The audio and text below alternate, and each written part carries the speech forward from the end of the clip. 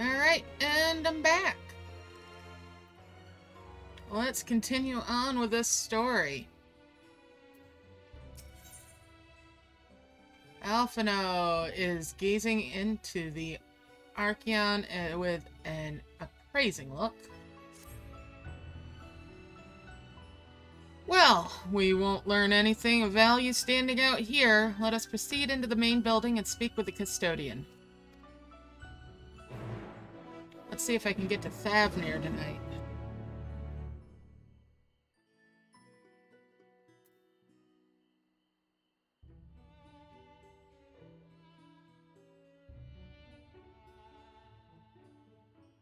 Alright, let's go speak to the custodian.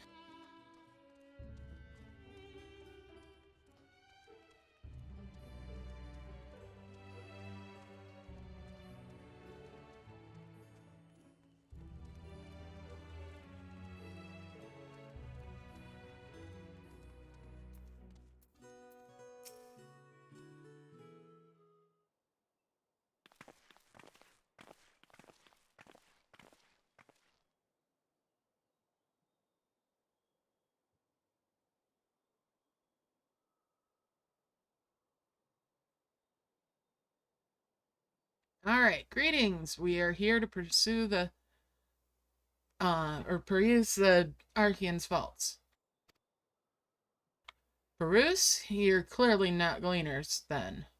Might I ask your affiliation, the custodian says. Kral says we belong to the students of Baldacian, but is that relevant?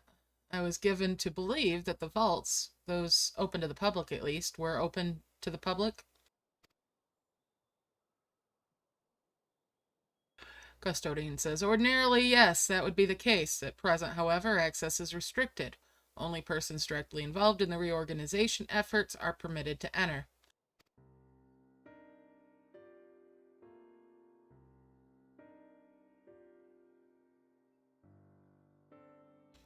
Y'shtola says, not us, then. I suppose we'd better move along to another facility. This building has a lift that connects to the middle tier, yes, Kral says. Might we at least make use of that?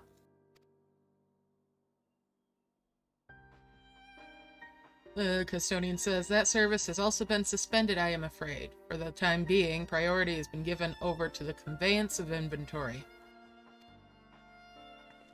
Elsie says, what? So this is as far as we can go? Custodian says, I apologize for the inconvenience. Please come again after our restructuring operation is concluded. Elsie says, by that time, it'll be too late, and we were so close to getting answers. Y'shtola says, we need to rethink our approach. Let us step outside for the moment, shall we?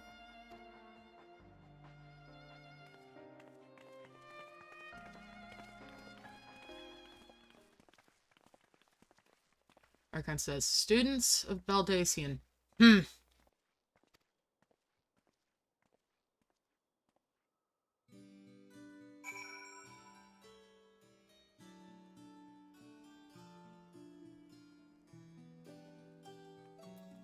talk to Y'shtola. Y'shtola says, we are at an impasse. As we have no other leads, I should like to pursue this one further. But I doubt that our stone-faced custodian will be swayed by heartfelt pleas. We must seek another means to access the lower levels. 'Tis likely that the people in this area are involved in the restructuring in one way or another. If we were to ingratiate ourselves, they might allow us to accompany them on the lift.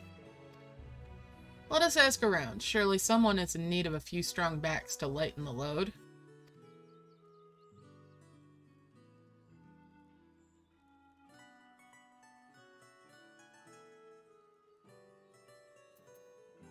Alright, let's talk to people around this place.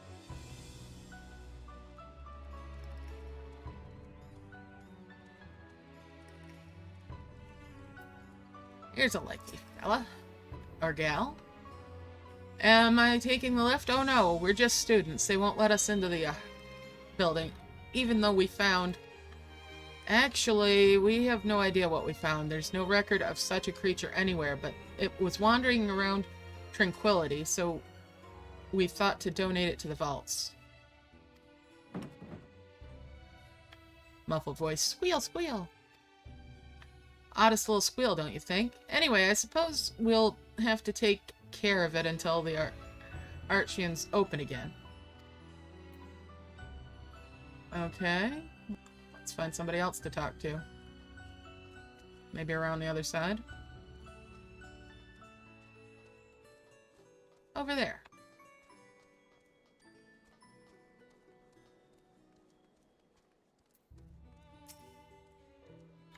What's that? Take you down on the lift with me? Sorry, but not a chance. I've been up and down all day, and only now have I finally found a spare moment to rest. I did see a gleaner fellow heading out the gate there, though, shouldering a large package, engaged in some manner of task. Maybe he'll be headed down below after he's done with whatever it is he's doing.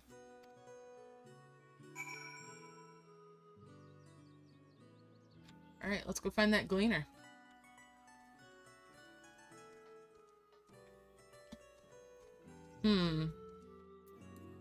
Let's get out my fat cat. Somewhere around here.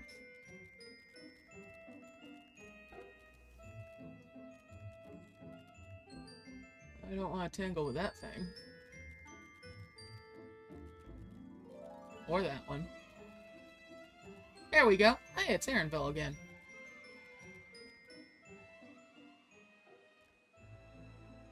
Hey, buddy. Aaronville says, quiet. You'll frighten it away. Ah, it's you again. I don't mean to be rude, but I'm in the middle of another task. The cloudkin I need to capture is close. Very close.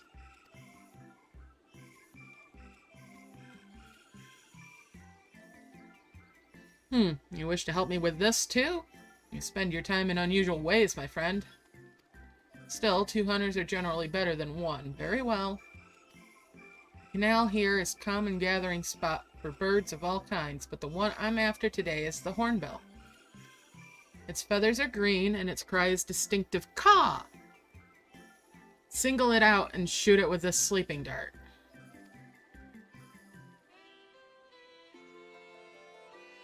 The effects are short-lived, so I'll lie in wait down by the riverbank to claim our quarry. Be sure to hit the right one.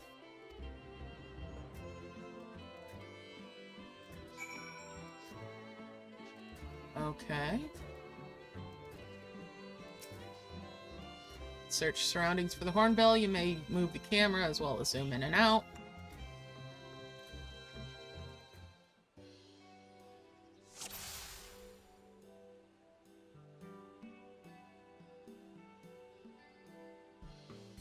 He said green. Going cool.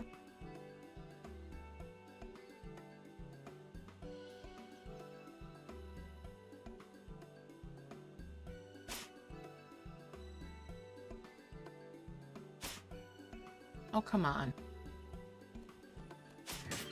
There we go.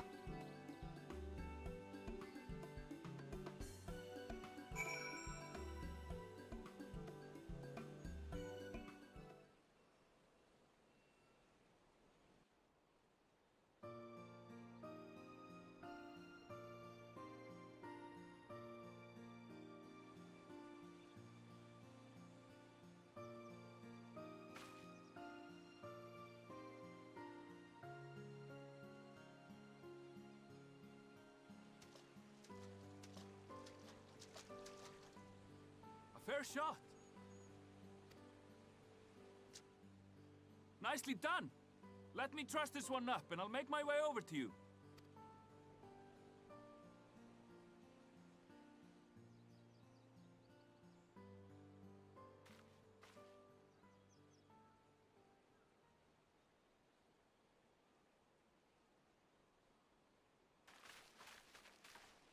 There you are. Any new revelations?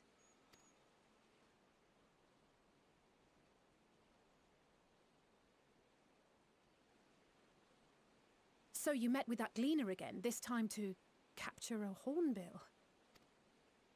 I understand catching and bringing in creatures from the outside, but what's the point of chasing after ones already here? Oh, it's a simple thing, really. Occasionally, we remove specimens no longer needed for study, or those we've had difficulty raising. But we can't simply turn them loose. Safely returning such creatures to their native habitats is another facet of a cleaner's duties. But not in this case, I'm afraid. I've been asked to bring the bird below.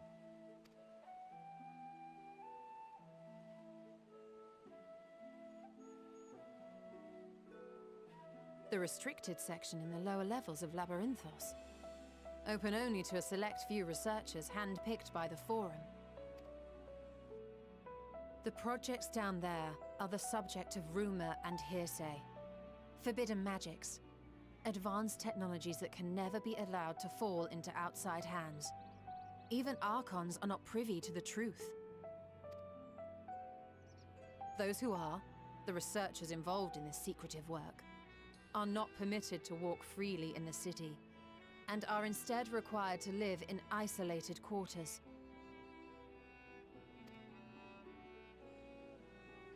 What could a facility subject to such strict security protocols possibly need with a hornbill? An experiment? Possibly. I wasn't afforded an explanation.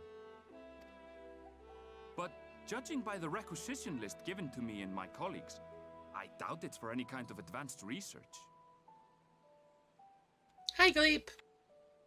I'd be more inclined to believe we were making preparations to migrate to the south.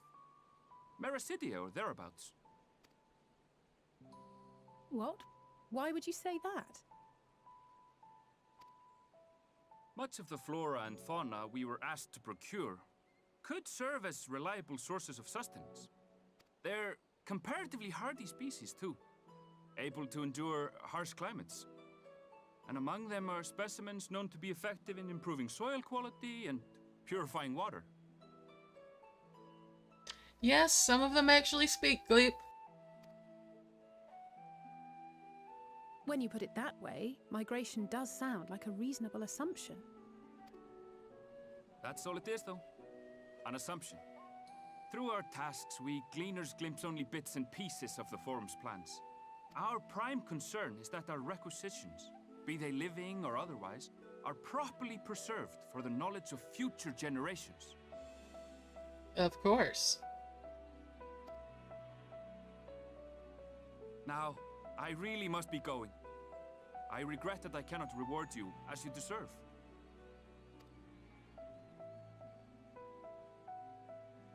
Perhaps you might reward us after a fashion then. It is imperative that we reach the lower levels. And seeing as you are already set to descend with your assigned cargo, mayhap we could accompany you as your assistants. I'm afraid that won't be possible. Once the animals have been prepared for transport, we send them down separately via the lift. I will of course follow after to make my report, but I can hardly pass you off as porters when there's nothing left to carry. Indeed. Pray forget I said anything.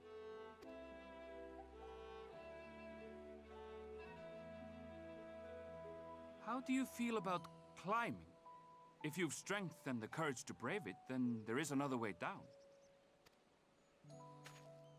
This path leads to the 33rd facet, a mine shaft excavated during one of our expansions of Labyrinthos. While I cannot guarantee that the passage is safe to traverse, it should provide access to the Medial Circuit below. I never even knew such a place existed. Thank you. This is the perfect solution. You're quite welcome, but consider yourselves warned. If the going proves too treacherous, you'd do well to turn back. I bid you good day.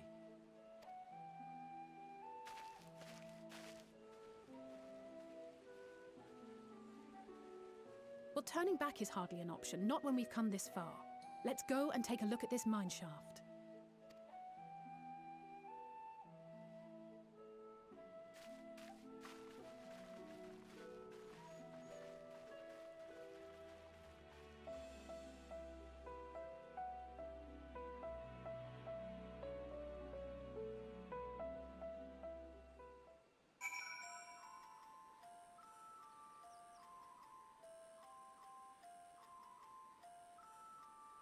Alright. I guess we have a way down now.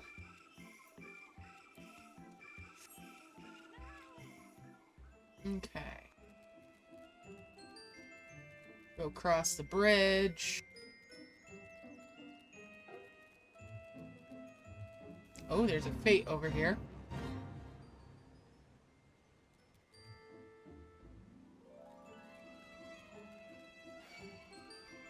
I don't want to get involved with that nonsense.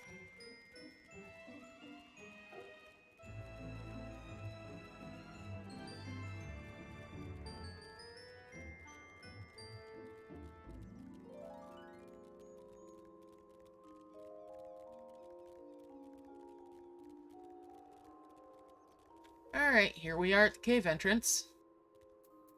Talk to Alphino. Alphino says this must be it, the entrance to the mine shaft. It's faint, but I hear something moving within. Creatures homed there by the researchers, you think? Well, slavering beasts aside, we will need to watch our footing. We should tighten our straps and such before we continue. Alice seems eager to get underway. Alice says, assuming everyone's tightened their straps and checked their gear, then I say we head on in. Given the terrain ahead, though, it might be wise to leave some distance between us. We don't want to be stumbling over each other if it comes to a fight. Take it slow and don't forget to check your surroundings from time to time. We can meet up again at the other end of the tunnel.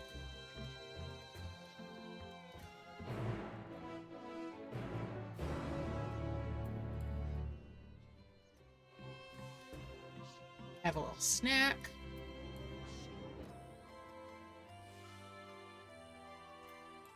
Summon my fatter cat. And let's go. Need location. Alright, let's have a look around.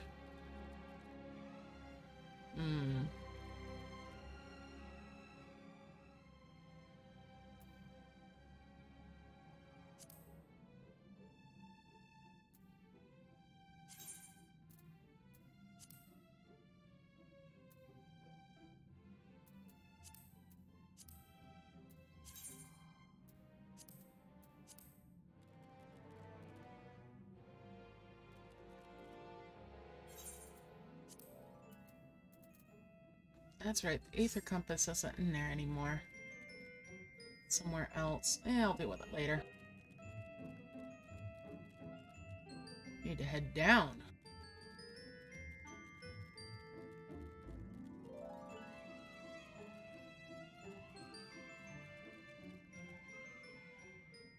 Speaking of Aether Currents...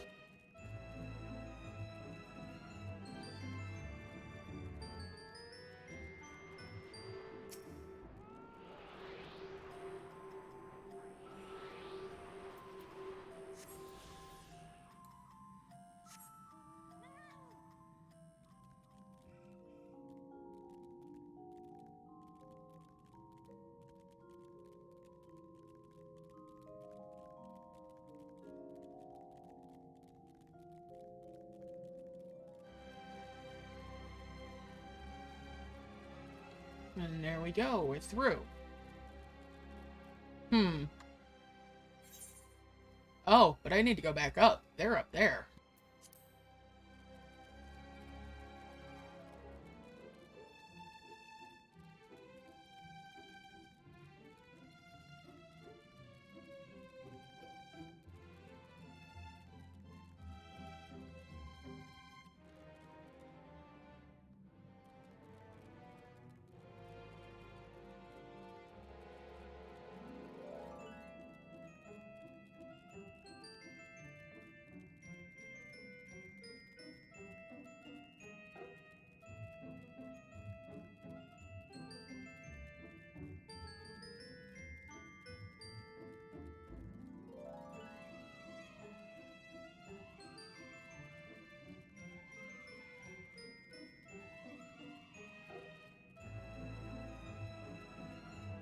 Alright, there's the first destination.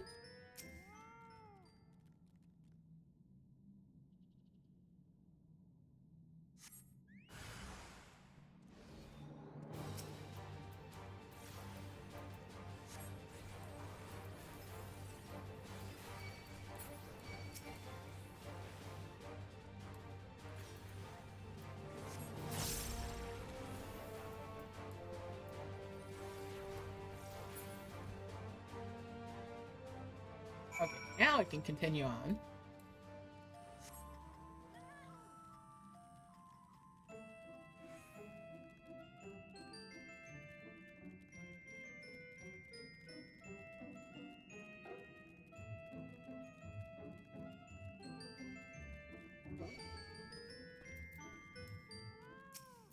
Oh, this one's volunteered for death.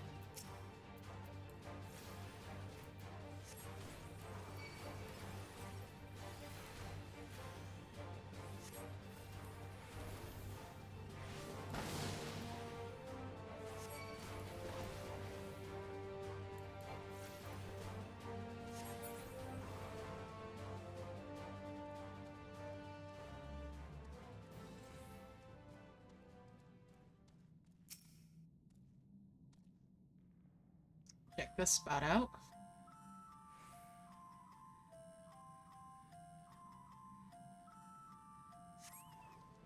Oh, there's some more.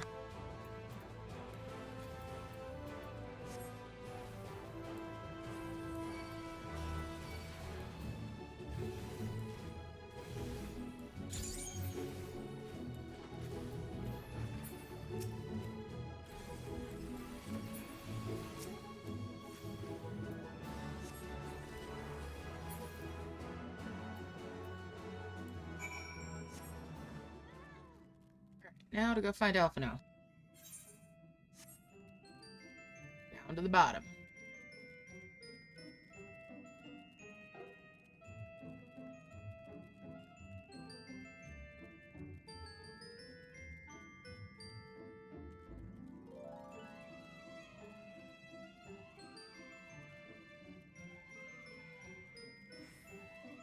Alright, there they are.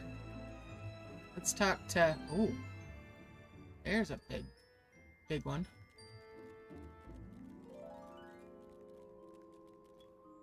That is a hunt over there.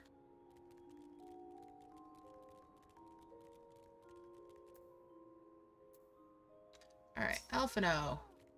Says, everyone seems to have made it through without incident, nothing of consequence at least, and as promised, the tunnel has delivered us into the Medial Circuit. As I recall, this tier is where they keep a wide variety of samples for agricultural production. If Aaronville's assumption holds true, that specimens are being collected in preparation for a great migration, then we should see evidence of such plans in the area's research projects. Let's follow the path to the nearest farming facility and see what we see.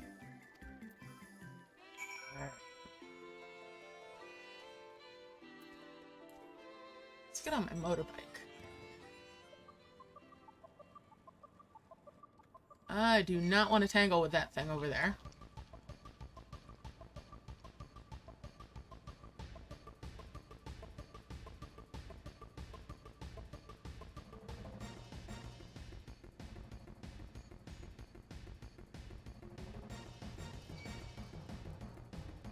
I'm being attacked by garlic.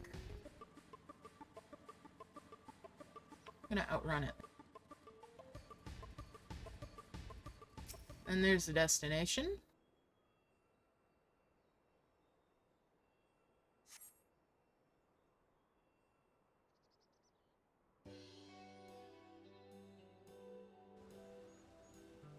Look at those grapes.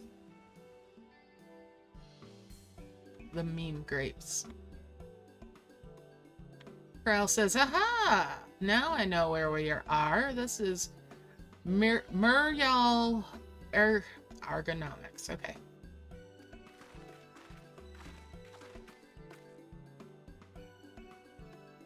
Labyrinthos is host to a wide variety of vegetation, which allows us to conduct studies on cultivation methods utilized in foreign lands. And it is this facility which coordinates and oversees those efforts, the fruits of their research to feed their Labyrinthos colleagues, or so I hear. Elsie says, more notable successes might make it to the Agora. Foods so exotic you'd be hard-pressed to guess their origin, let alone how they might taste. Corral says, indeed. Mystery vegetables without a name, only a list of nutritional benefits scribbled on a card. Alphino says, I see no gleaners hereabouts, yet these workers seem to share that same sense of urgency. 'Tis possible they know something of the Forum's plans and their underlying motivations. Worth looking into, wouldn't you say? Alphino says, see what you can coax from the workers. The rest of us will do the same or cast about for useful clues.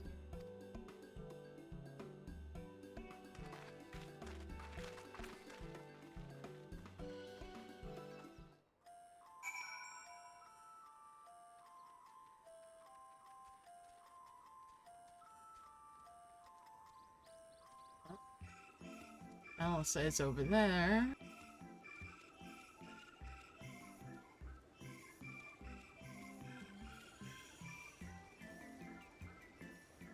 There's Alphino. Oh, we'll go talk to this one.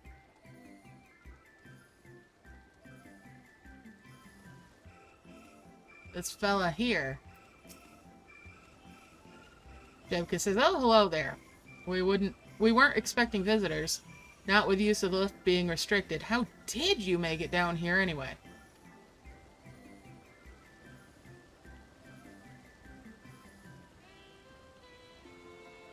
The mine shaft, you say? Well, you're a much hardier soul than I.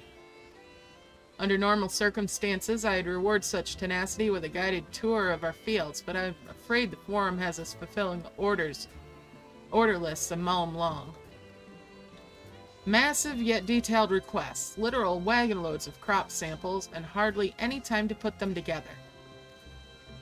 When I first heard of this grand reorganization, I assumed we would be shuffling around old stock to make room for the new. Then came the orders for ridiculous quantities of seeds we've already thoroughly researched. Passing strange, eh? I pressed for an explanation and was met with vague assurances that all would be revealed in due course. Not the most satisfying answer.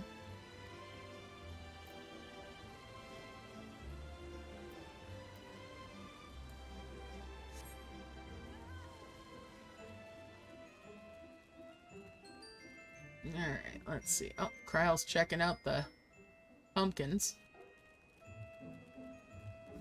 Oh, I see a Rory.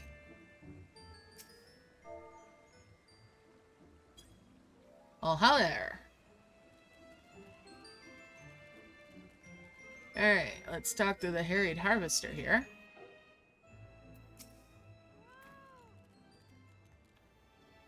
What crops are we raising? Well, as you can see, this one is a variety of grape. Only needs a good source of sunlight to grow, and the conditions here are nothing short of perfect. Hardly surprising, given that it's native to a particular locale in the very place upon which Labyrinthos was modeled, a region in the south of Islabard. It boasts remarkable habitat diversity, allowing for myriad flora and fauna to thrive. Chilly peaks in the north give way to swaths of temperate plains, which in turn transition into a hot, humid coastline. Such bountiful territory is ever contested, as you might expect. It used to be called Corvos, before the Imperials renamed it Locus Amorinus. That's where Graha's from. Forum saw it not as a prize, however, but as a researcher's ideal environment. One whose climates we strove to recreate within the confines of Labyrinthos. It's since provided a rich foundation for countless experiments in cultivation.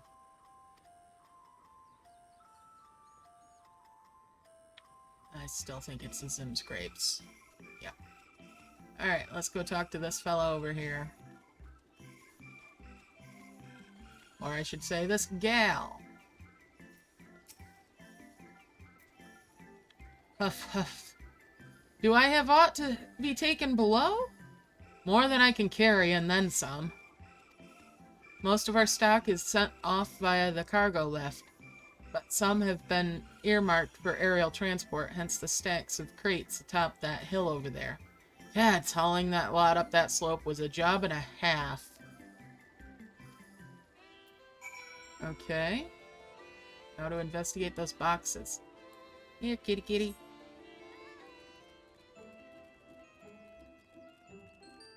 There's your Stala. Up the hill we go.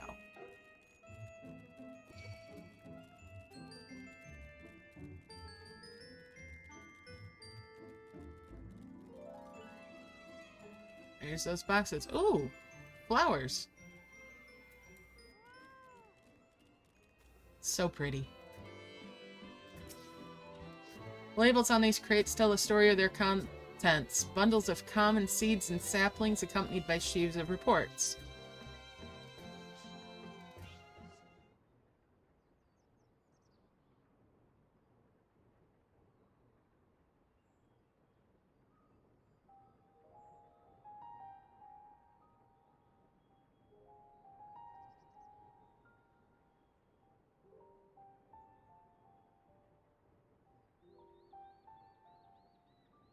Hard to look away, isn't it?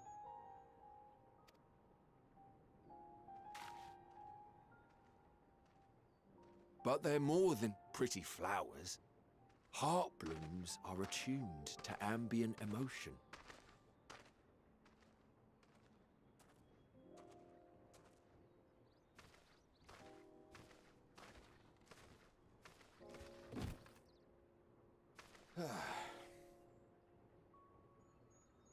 You don't seem convinced, but believe me, it's true.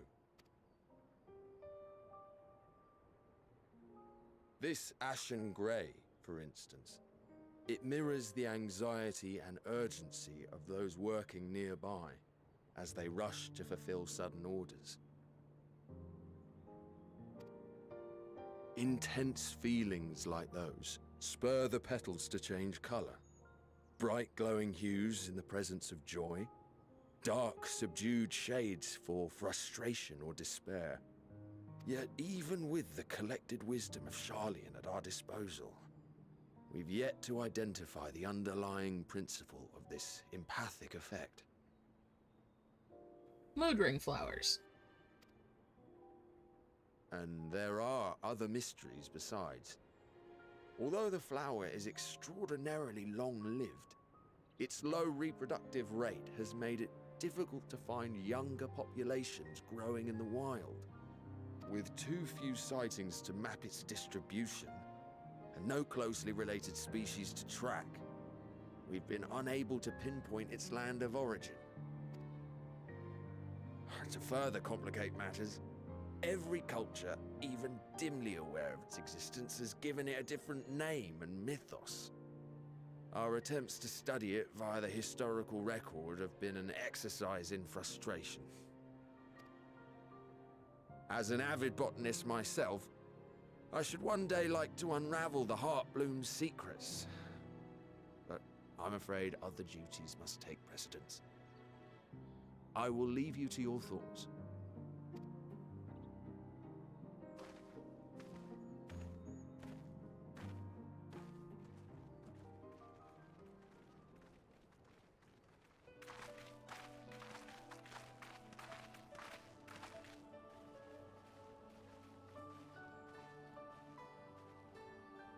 Have you learned aught of interest?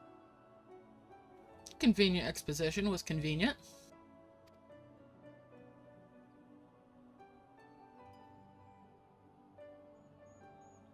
A flower that reacts to one's feelings? Strange. I must say, I have never heard of such a thing.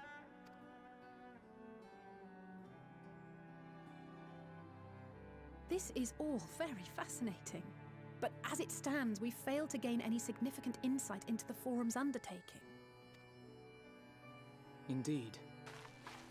While there is certainly enough activity to support Erenville's supposition that a priority has been placed on improving food production, unfortunately for our investigation, these workers were never informed as to how their duties serve the master plan. If only we could interrogate the Forum members directly.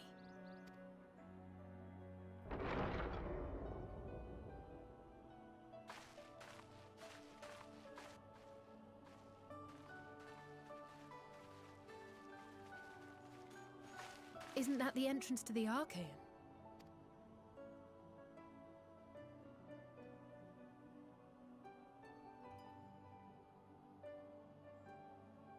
Look, there. I think that's Erenville. A little difficult to tell from here, but I think you're right. He did say he was coming down to make his report. Erenville receives his orders from the Forum. Would it not follow, then, that the superior to whom he reports is a Forum member, or at least a close associate? You mean to eavesdrop on their conversation? What of the risks? Ours alone to bear. We won't interfere with Erenville's work, nor will he be implicated as an accomplice. If you're not comfortable taking part, I can do this alone. Nay.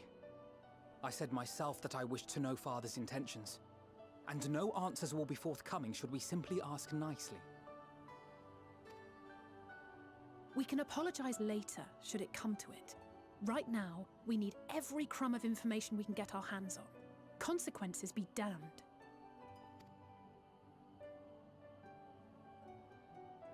It might be best if you came along as well. In fact, we should all...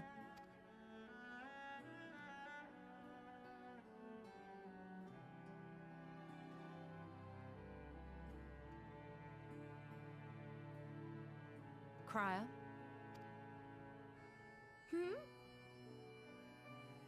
Oh, yes. That certainly sounds like a plan. I'm glad you agree.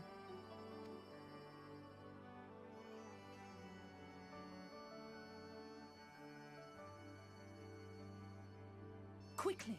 Erenville is on the move. We need to get closer before we lose him.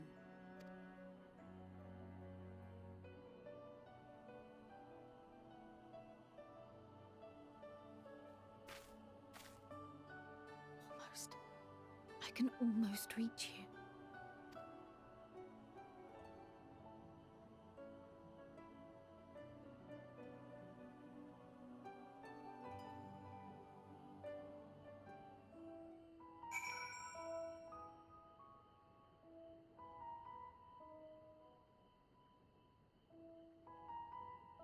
Alright, what's up, Y'shtola? What's the plan? Y'shtola says Kral is still feeling unwell. I've never seen her so distracted. Keep an eye on her, but keep moving too. We cannot let our quarry slip away.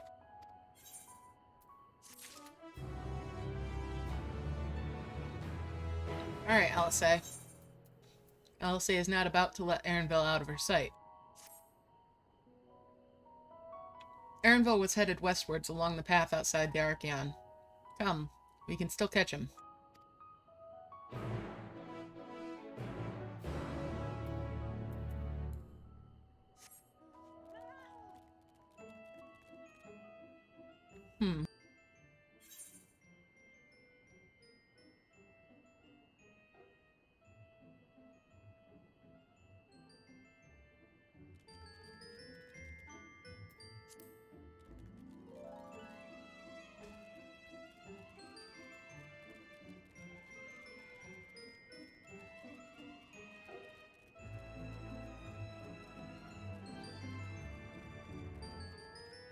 Alright, back to the path.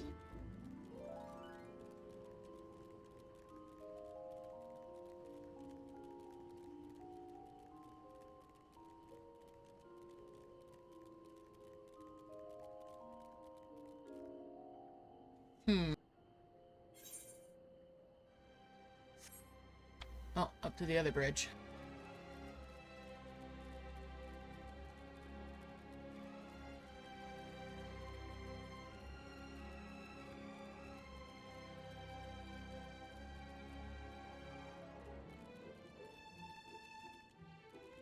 There we go. Y'shtola.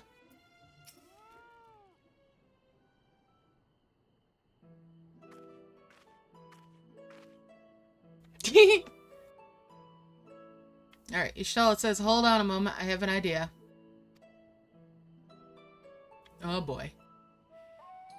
If memory serves, that colossal wall-like structure is Logistok and Beta, one of Labyrinthos' climate control centers. It should have its own lifts, with which one could access the upper or lower tiers. If I were an agent of the Forum, It would make for a convenient meeting place. But even if we happen to find Erenville in the company of said agent, we cannot expect them to reveal issues of importance as we nonchalantly stroll past. Nay, we shall have to remain undetected. Alphino says, if only Graha and his vanish spell were here. Yshtala says, oh, but there are other ways of turning invisible. Hippity hop, my little toads. Oh, Lord. Oh, gee. Prowl says, goodness!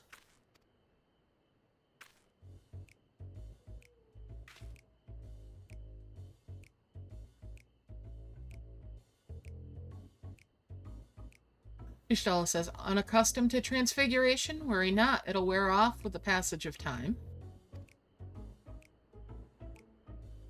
I suggest you and your green companions hop along and catch up with Erenville. Should you feel the magic's fading, return to me and I will refresh the enchantment. Prowl says, and what am I to do in the meantime? Yshtala says, wait here with me. In your current state of mind, you'd be as likely to leap into the jaws of a predator as you would learn anything of note.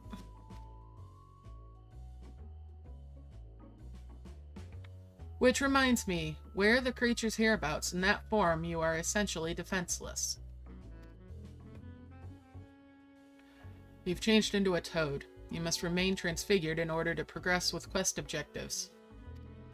Return to your from your transfigured status if you move too far away. Look at your map for the transfiguration's area of effect. Speak with Yshtala to restore or prolong the transfiguration. Okay. I guess we're gonna hop to it. Ruffino says, ribbit, ribbit, ribbit. Alpha Toad and Alatoad are now accompanying you. Blah, blah, blah.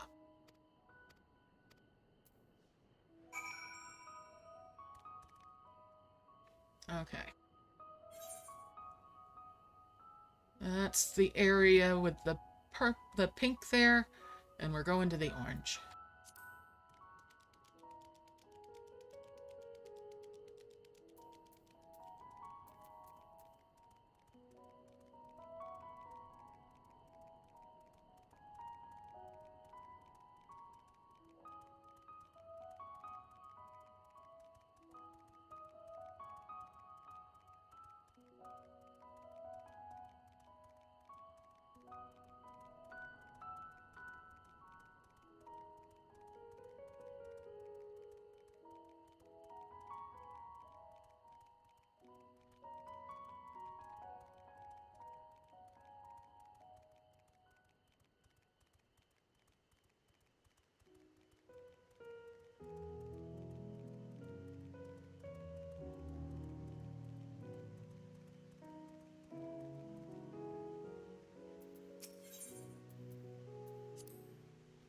Alphino goes ribbit, ribbit, ribbit.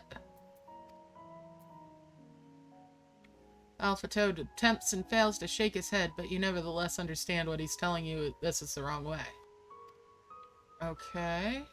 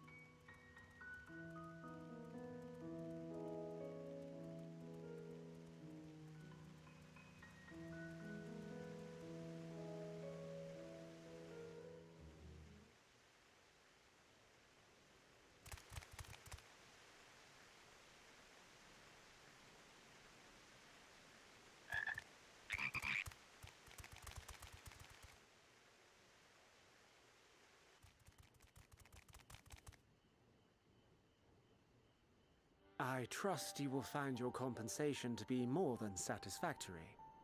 We wish to make clear that we are pleased with the efficiency and thoroughness of your work. So much so that we have come bearing new tasks in need of your competent hand.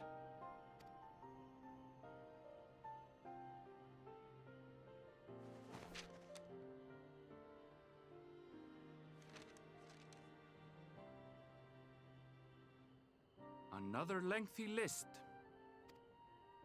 If I may speak frankly, the Gleaners have been pushed to the point of collapse by your unending demands.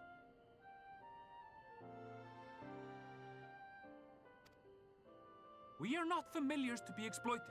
We are Sharlayan scholars, and we deserve an explanation for this unseemly treatment. What warrants such urgency?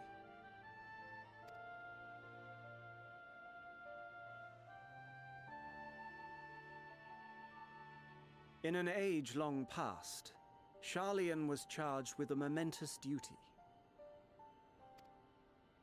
And now that word of the final days hangs heavy in the air, the time has come for us to fulfill that charge. I can say no more, but I promise you this. All will be revealed in due course. And when it has, you will understand that your toil was in service to the greatest good. Ribbit, ribbit. Then I will do your bidding. For now. But unless you wish the Gleaners to rise up in protest, I advise you to offer tangible improvements for our working conditions. Your promised revelation does nothing to address present circumstances. A fair point. Your concerns will be conveyed to the Forum.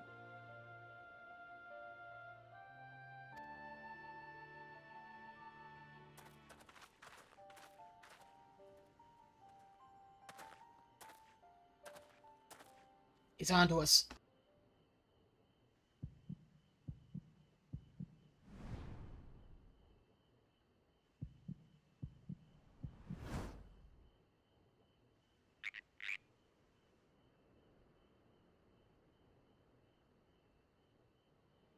I hope that was informative. You may consider my debt to you repaid in full. While I do have my reservations about the Forum, I want to believe that they have our best interests at heart. Which is why I'm reassured that you're busy sniffing out the truth of things. We can ill afford to place all our eggs in one basket, this master plan of theirs, without first understanding the risks involved.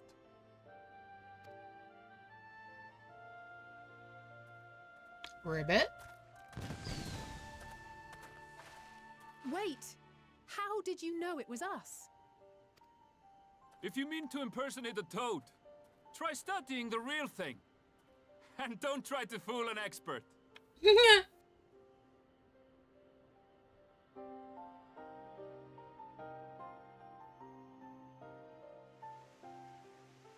Gotta admit, I like the fella.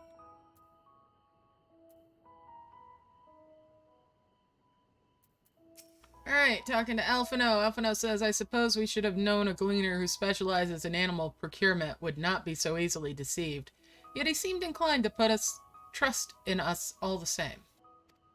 More importantly, perhaps, we've discovered a new piece of the puzzle, this momentous duty the Forum agent mentioned.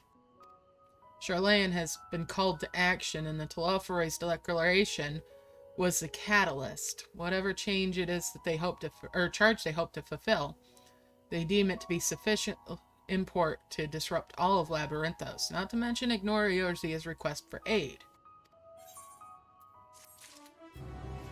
Alright, I got a level. And we'll talk to Alisay.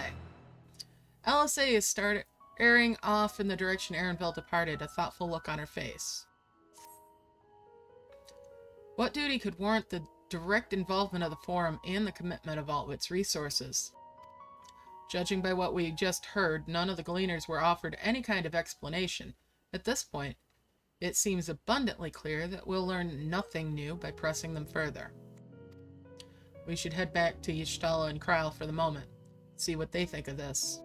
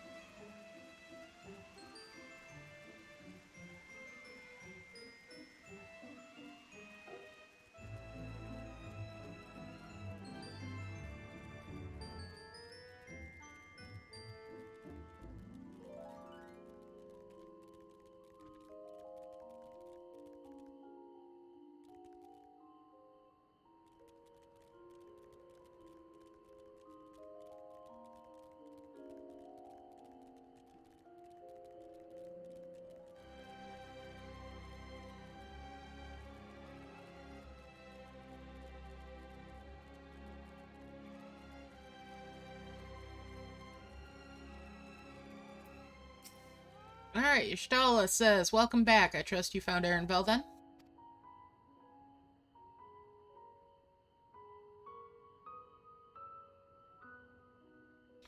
Interesting. I had a feeling you would learn something important, even if that something was simply a confirmation that no one knows much of anything.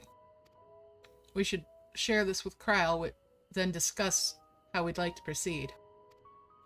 Assuming we find her back at the farm. She was still behaving oddly, so I bade her return and rest there. Perhaps not the best decision in hindsight. Would you mind checking near those flowers she was so entranced by? The rest of us can survey the more distant areas, just in case she decided to wander.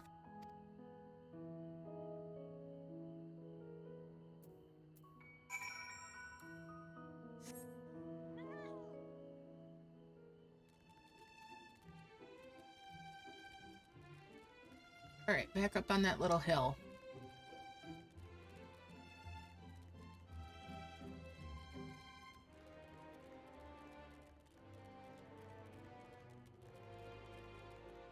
Over there.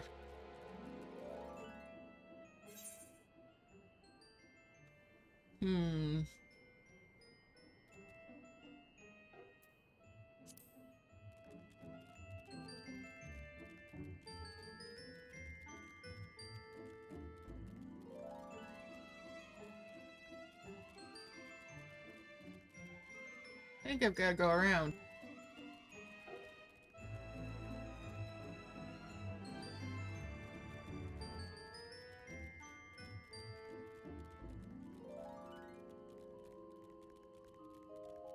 It sure looks that way.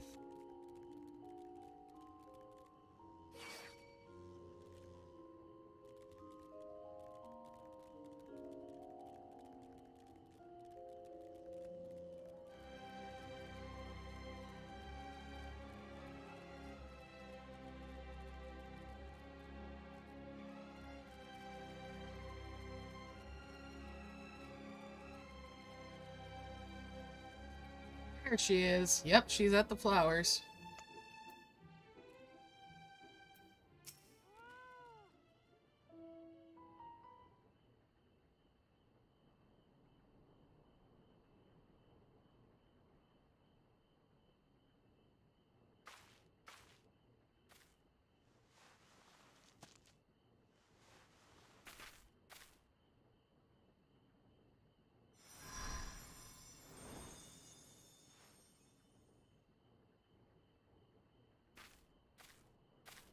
For you.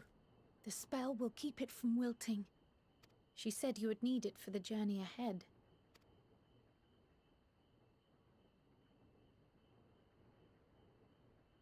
Will you speak with her now? I cannot hope to match Minfilia's clarity, of course, but...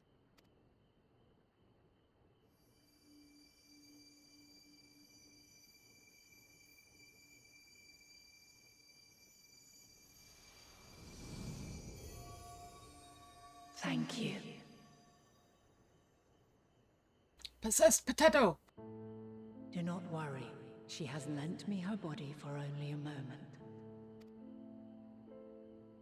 Just as I could not save the first from the flood of light, it has become arduous for me to interact with the physical world without assistance. Though I might converse with you for a time, the incorporeal form I assumed on the ship would be incapable of casting even the simplest enchantment. Hey, Ashen. It is in the depths of the ethereal sea, the place to which all life returns, where my influence is greatest. After Minfilia's sacrifice on the first, it was to the sea, here in the source, where I ferried her soul. I wished that gentle spirit to find rest in the world she loved so well. Her, and another who may yet have a part to play, though that will depend on you. Take the flower. Walk free, for you are free to go where you wish, to believe what you will.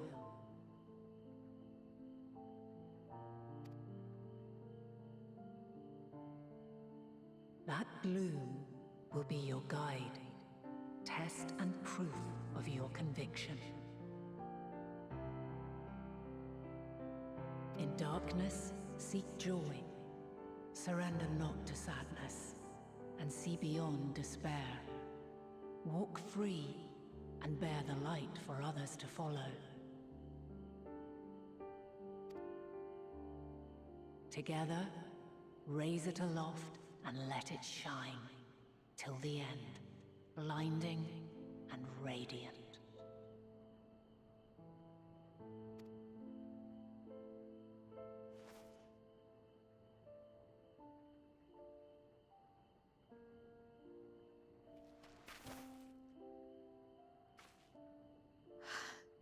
That was all too brief. Already she seems so far away.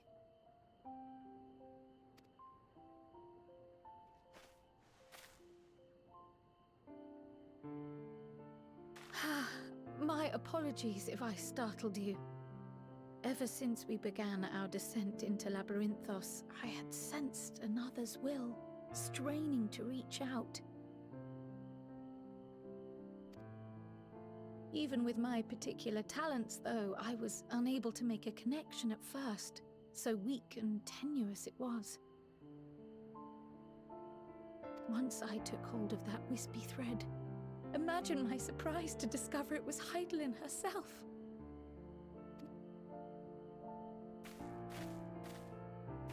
Her answers were more cryptic than I would have liked, but at least she left us with a guide of sorts, that unusual flower.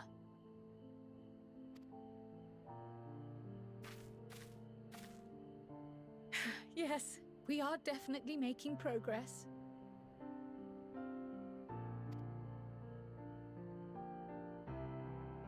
You can't be serious! We've done nothing wrong!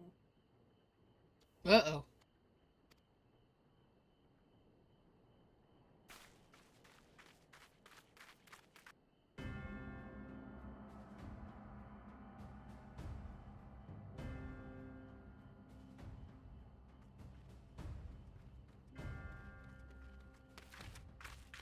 Master Fortuno, what business has the Forum with us? Obstruction and suppression, apparently.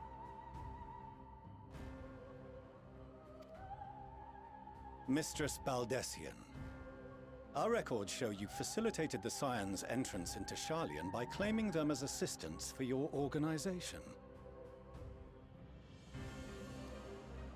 We are aware of your investigations. After alerting the major institutions to the presence of potential troublemakers, we received word from an Archean custodian.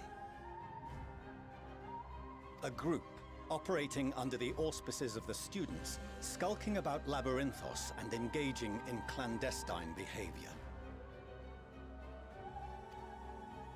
Clandestine? We may not have entered Sharlayan as Scions, but we did naught to conceal our identities.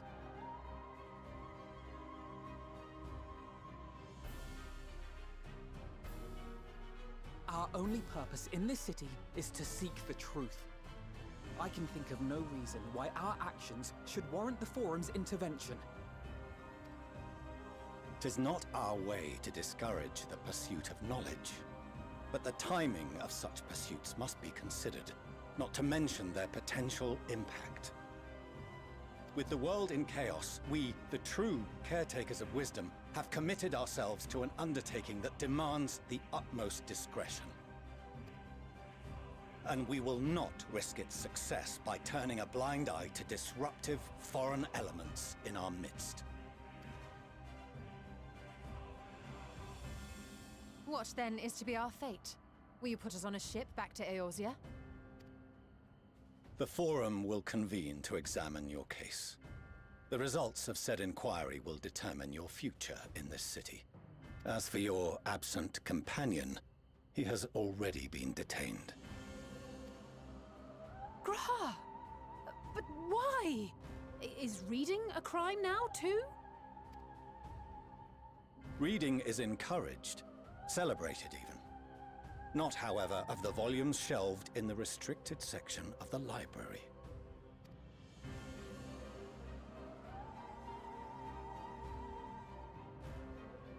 Refusing to comply will only make matters worse. Let us instead treat this as an opportunity to open a dialogue with the Forum.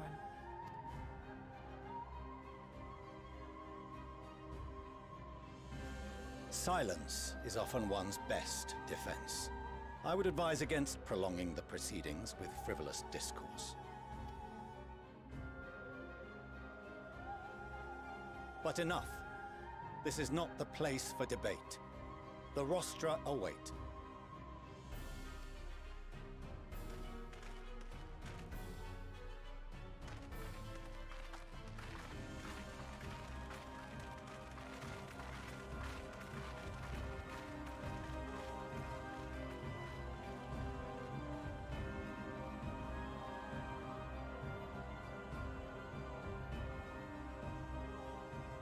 Dun dun dun!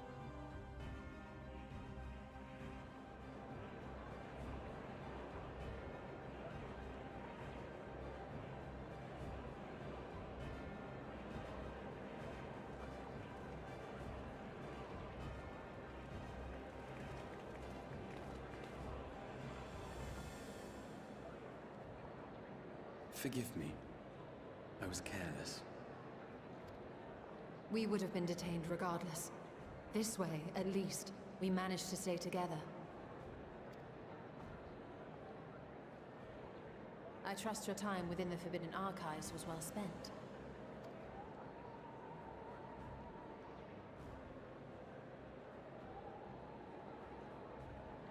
The Forum will come to order! This inquiry is now in session. As Speaker-elect, I will be presiding over the day's proceedings.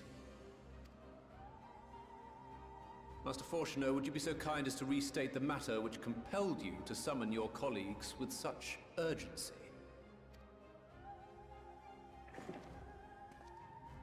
As you are all aware, we recently denied Eorzea's request for Sharlayan assistance. Since then, certain individuals dissatisfied with our decision have taken it upon themselves to interfere with our work. They entered our nation masquerading as associates of the students of Baldessian. But these malcontents are better known as the Scions of the Seventh Dawn. These militants wield influence with both the Eorzean and Eastern alliances, and are inextricably involved with the crises presently afflicting the world at large. Loose in our city, these warmongers sought to meddle with and expose matters of state secret. What are they, if not a dire threat to be expelled?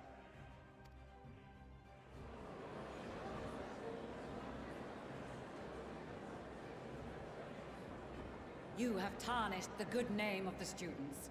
Galuf would be ashamed.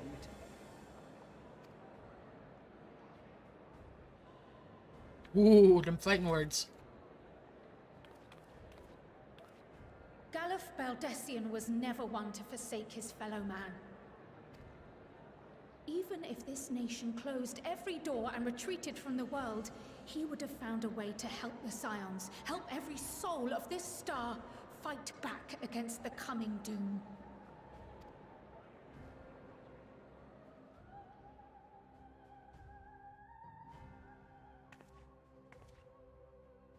A terrible enemy stands poised to lay waste to all we hold dear.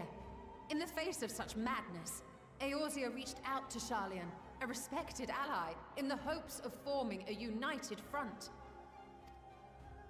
Was your curt dismissal truly the best you could offer? Or are you so preoccupied with your momentous duty of an age long past that even the end of the world is unworthy of your attention?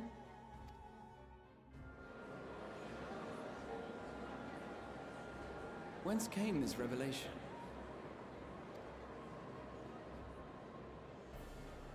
From the mouth of a Forum member within fortuitous earshot. Then it seems your findings support my own. Hey, Phil. How's it going, man?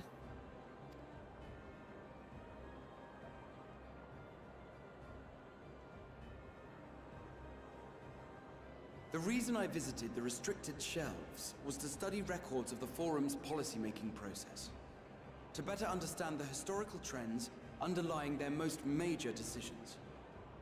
At first glance, the positions of neutrality in war and the accumulation of knowledge above all else appear constant and consistent, the unchanging pillars of Sharlayan society. And once upon a time, I might have left it at that. These days, however, I am more attuned to the subtleties of governance, and so I noticed something odd.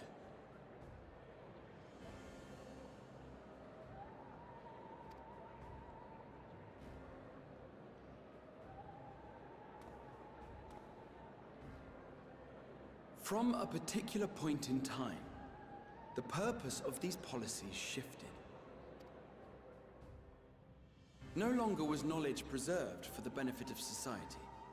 Rather, society was to be gradually reshaped to ensure the preservation of knowledge.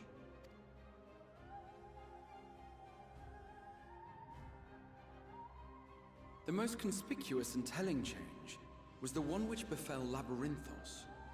Once little more than an oversized storehouse, an enormous allocation of funds saw it transformed into an advanced research and archival facility.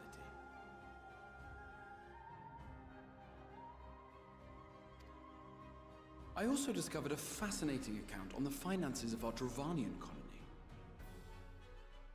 The settlement attracted students from far and wide, and the connections and tuition fees thus acquired were funneled into further improvements for the archives. Now, there is no question that our nation's progress is tied to the acquisition of wisdom. Nevertheless, the vast resources diverted for this purpose borders on the obscene. But returning to the matter of when, our change in course appears to have been made some 270 years ago. The very same period when Sharlayan scholars in the hinterlands began a formal study of the ethereal sea. You found something, did you not? And whatever it was, gave rise to your oh-so-important duty. Mind your tongue, Archon. If you had seen...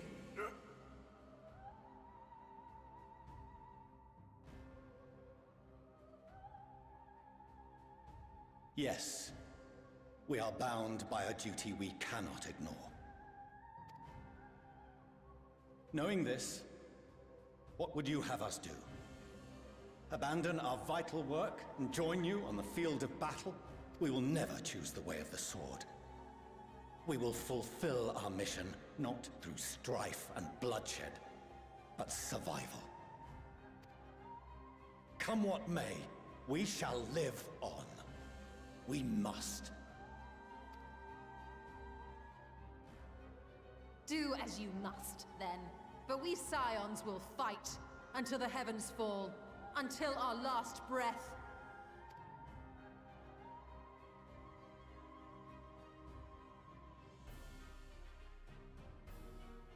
Such misguided zeal.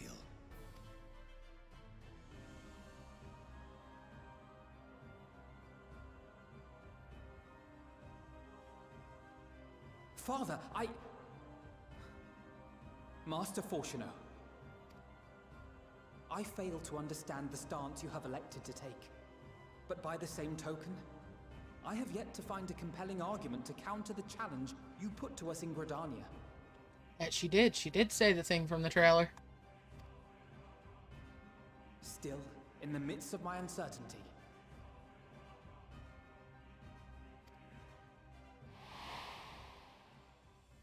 I must trust in myself to do what is right, as others have chosen to trust in me.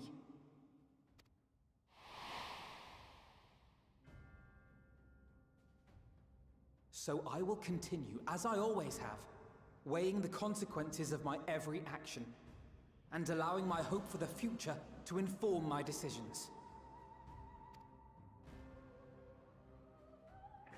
That's quite enough. Have you all forgotten the reason for this assembly? I like him. Skolok Monteshane. He's the head of the studium and an old friend of my grandfather's. All the more reason to like him. Honestly, every discussion devolves into some interminable debate. Terrible habit. Let's return to the topic at hand, By their own admission, these Scions have resolved to fight alongside the Eorzean nations against the doom which swift approaches. But there exists no evidence of an attempt to incite our citizens to do the same.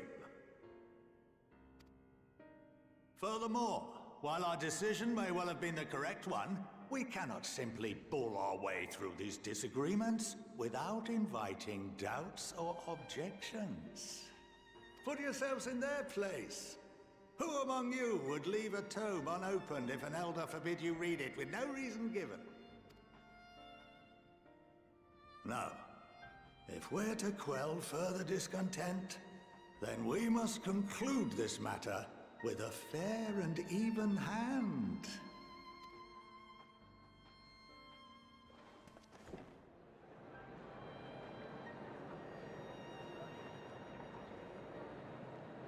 Order! We will have order! Master Monteshane raises some valid points. Keeping such concerns in mind, I propose we enforce the following measures. That's what we mean to find out, Phil. Until further notice, the students of Baldessian are to cease any and all activities within the domain of Sharlian. You will also refrain from any further investigation into the Forum's decisions and duties. Failure to comply with these restrictions will result in the immediate expulsion of your Scion associates.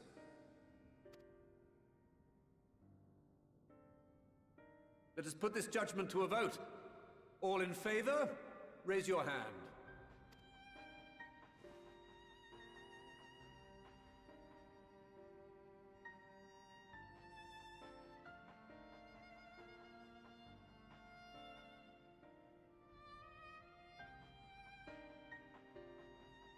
I count 51 for and 48 against. The proposal is passed. Students, Scions, you have heard the Forum's judgment. Pray abide by it, or face the consequences.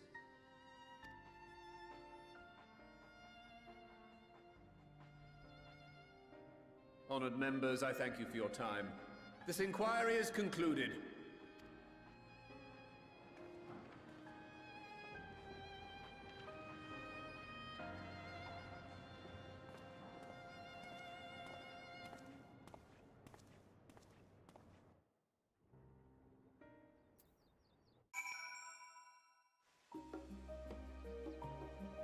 Alright, let's talk to Y'shtola again. Y'shtola says, well, at least we've been allowed to remain in the city.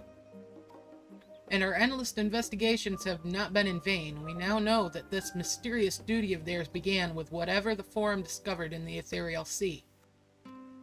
With our freedoms so sorely curtailed, however, we will struggle to learn aught more of substance here in Sharlayan.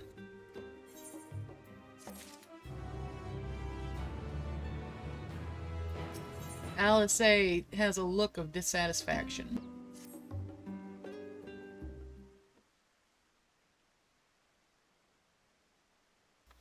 Alice says, the overall picture has grown clearer, yes, but that's in spite of the Forums being so maddeningly vague about this duty of theirs.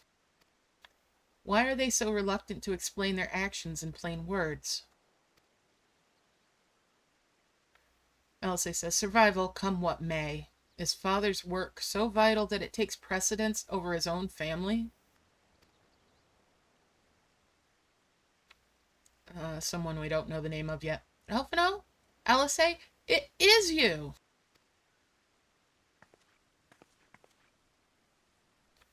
When I heard you'd been dragged before the Forum, I came as swiftly as I could. I am so very glad they allowed you to stay. It's their mama. Alice says, Mother?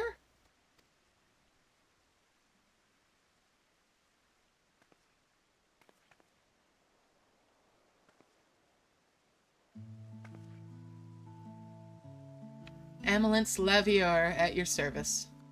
Emilience. And you fine people must be the Scions of the Seventh Dawn. How lovely it is to finally meet you all.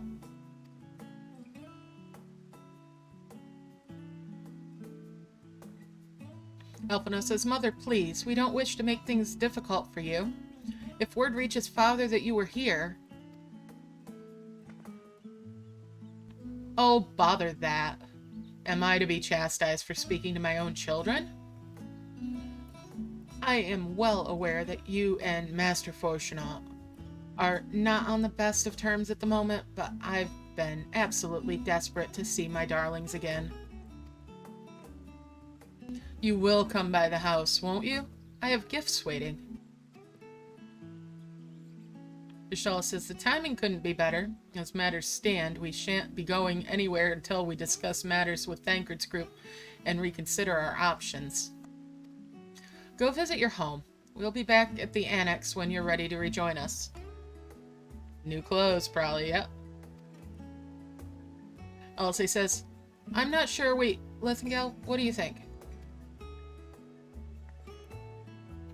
Oh, it's you! What a splendid day that this has turned out to be. Champion of Eorzea, I insist that you join us.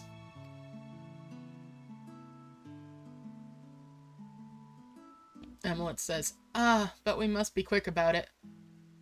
Not for my own benefit, but should my husband return and find you enjoying our hospitality, the servants will be made to suffer the consequences. If you'd be so kind as to escort my children to the estate.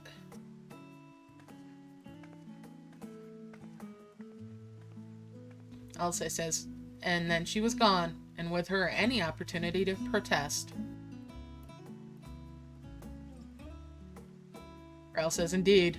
The matter is settled. Enjoy yourselves, you three.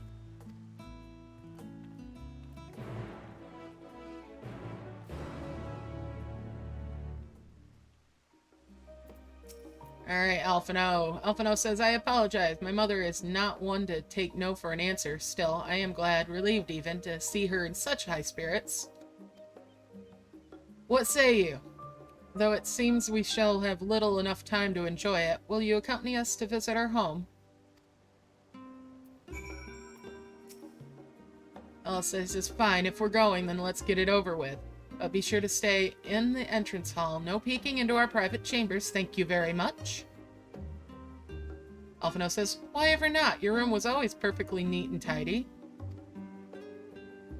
Elsa says, everyone has things they'd rather keep to themselves, don't they? Cherished mementos you couldn't bring yourself to throw away. Childhood toys. I mean, never mind. I love your estate is that way. Straight down the stairs. Come on. She's 16, Phil. Alright, so the twins are accompanying me. Blah, blah, blah. Stay in range. Yada, yada. Alright, let's go to the estate. They did say be quick, so we're gonna sprint.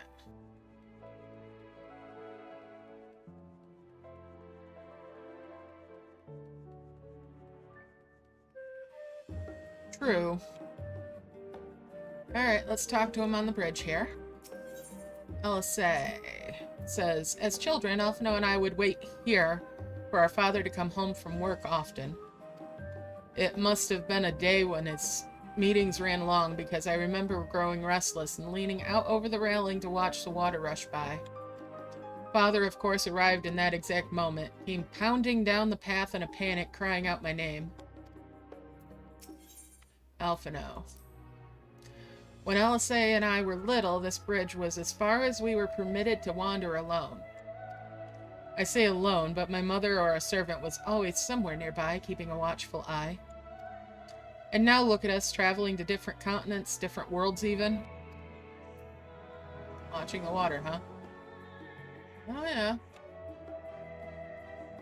That's quite the fall. If they were to fall off. Alright, well, let's go on up to the house.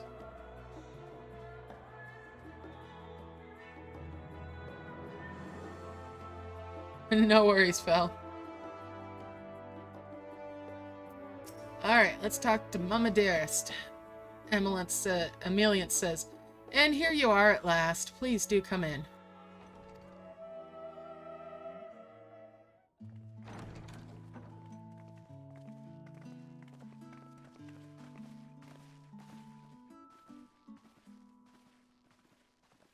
Welcome home, my lady. Such a modest estate.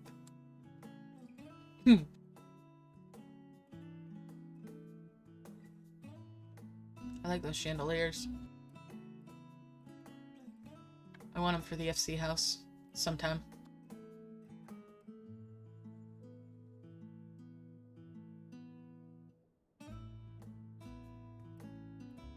What? What are you gawping at? Oh, what'll I say? House Levier in all its grandeur, Scion headquarters must seem squalid indeed, or just admiring the craftsmanship. I'm admiring the craftsmanship.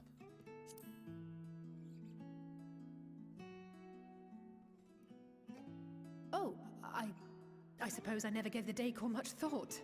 I'm glad that you approve, I think. Wonder what the other answers are, but I don't want to go through all that cutscene. I'll check it on the, Lord thingy. Fortuneau is not to hear of this visit. And I should also like the children to have their gifts, ere my husband makes his return. As you wish, my lady.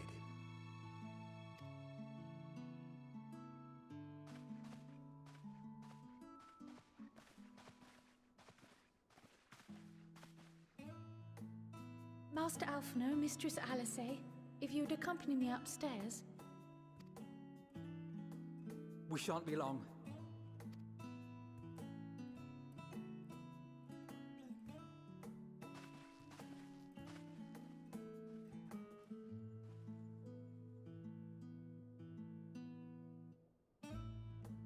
The twins have been sending letters home from time to time, recounting their latest adventures.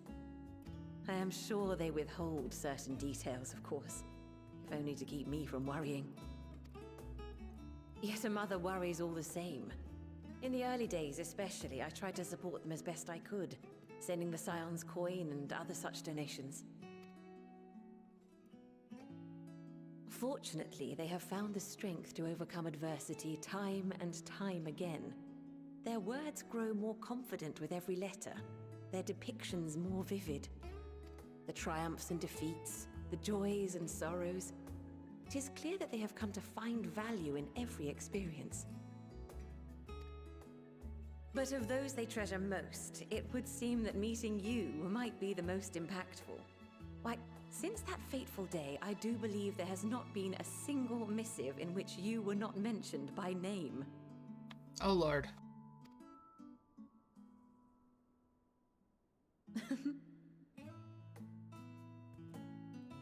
It is plain they care for you, and I am glad they have such a steadfast companion watching over them.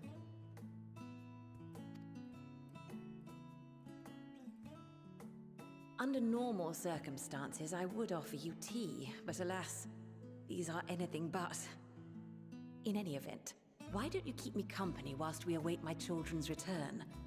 Perhaps you might regale me with a tale or two of your exploits.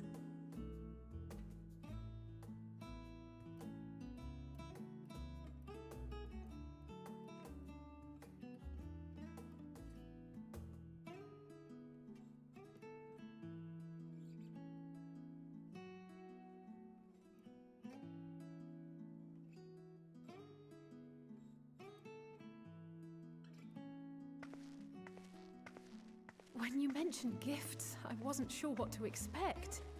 New clothes indeed. Check those heels. Mother, Oh, look how well it fits you. And the style is to your liking?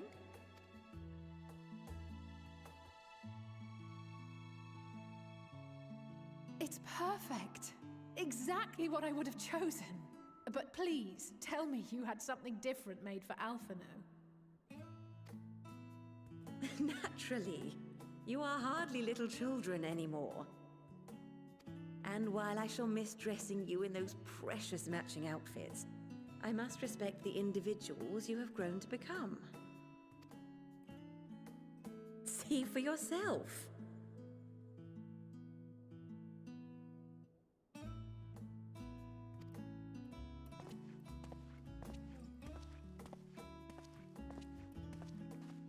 Thank you for the splendid clothes, Mother.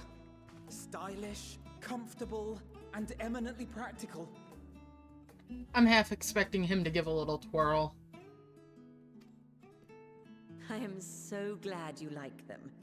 They are, however, missing one final touch.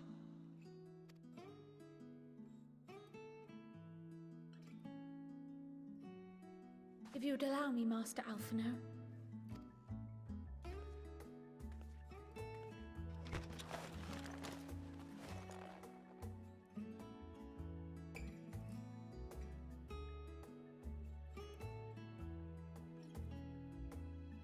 Wait. Are these... A sage's tools of the trade. They belonged to your father.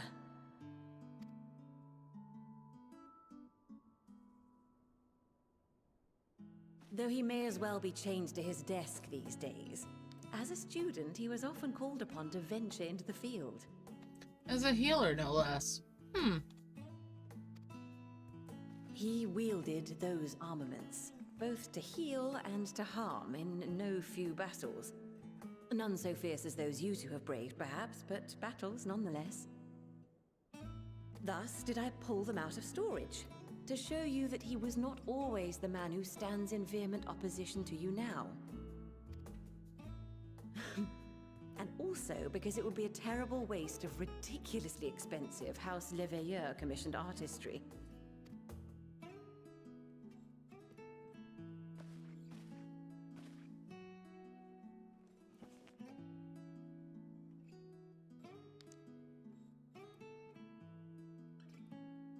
I am told these devices are quite difficult to master, but someone of your extensive experience should soon have them darting about with grace and aplomb.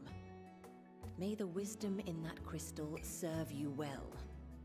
And please, try to find common ground with your father, that you might come and go without need for this awful subterfuge.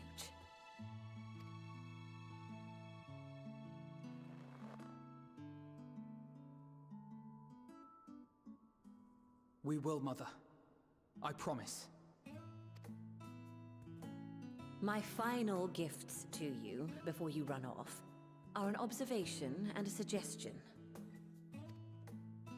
Firstly, Fortuno has ever been a serious man, but it was only after you were born that he truly lost himself in his work. I may not know the Forum's inner workings, but I know your father's. The timing of that change in him holds some significance. Secondly, do not seek to best your father with words. Far better that you simply show him. Let him discover the merit of your actions, after they cannot be undone.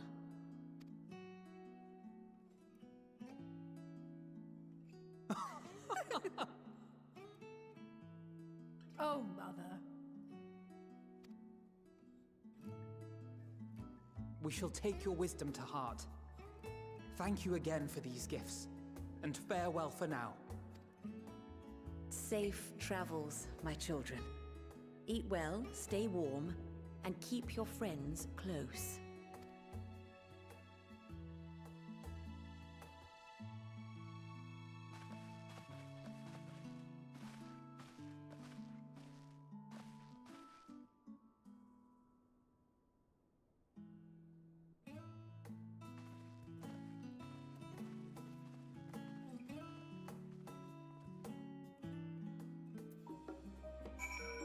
Okie dokie, Cleep.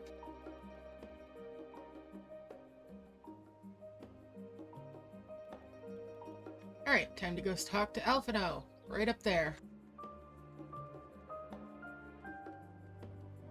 Those are quite the outfits, and man, they're staring up at the house. Alphino says, thank you for indulging Mother's request. I can see it meant a lot to her. and I shall refrain from inquiring as to the content of your private conversation. Our visit was all too brief. For now, however, it will have to suffice, as will these tokens of home that we carry with us, these gifts to help us remember who we are and whence we came. But enough sentimentality. Let us return to the annex and rejoin our companions.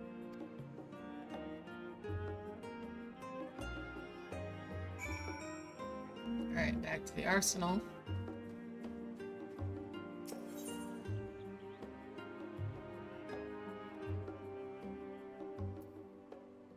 Let's go down and get that last aetherite.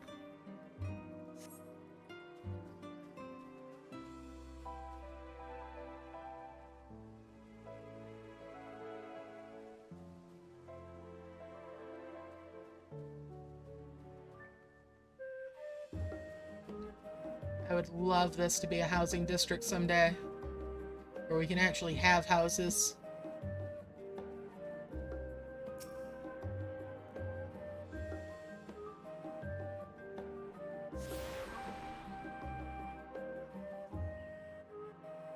Alright, I've attuned myself to all the Aethernet shards in Old Shirlane. Labyrinthos is now accessible at the Aethernet as an Aethernet destination.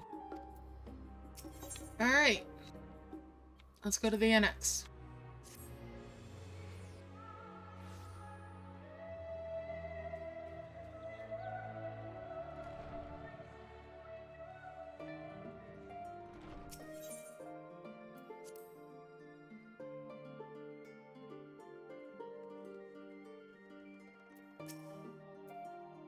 Carl says, enjoyed your time with the Levieurs, I hope? I would ask how the twins fared, but their new outfits tell the tale. I only hope we can help them to reconcile with their father, that they might return home one day with their heads held high.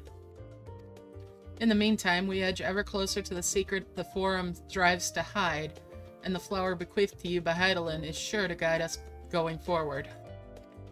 I'm confident that once you've scouted out the situation in Thavnir, we'll be well equipped to plot our next move. Alright, let's go, see Urianger to a place he doesn't really want to go.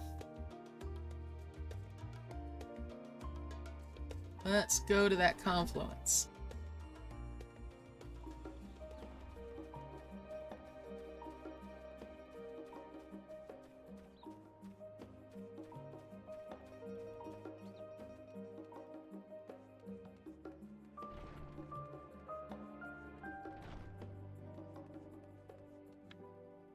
My, this is quite the building.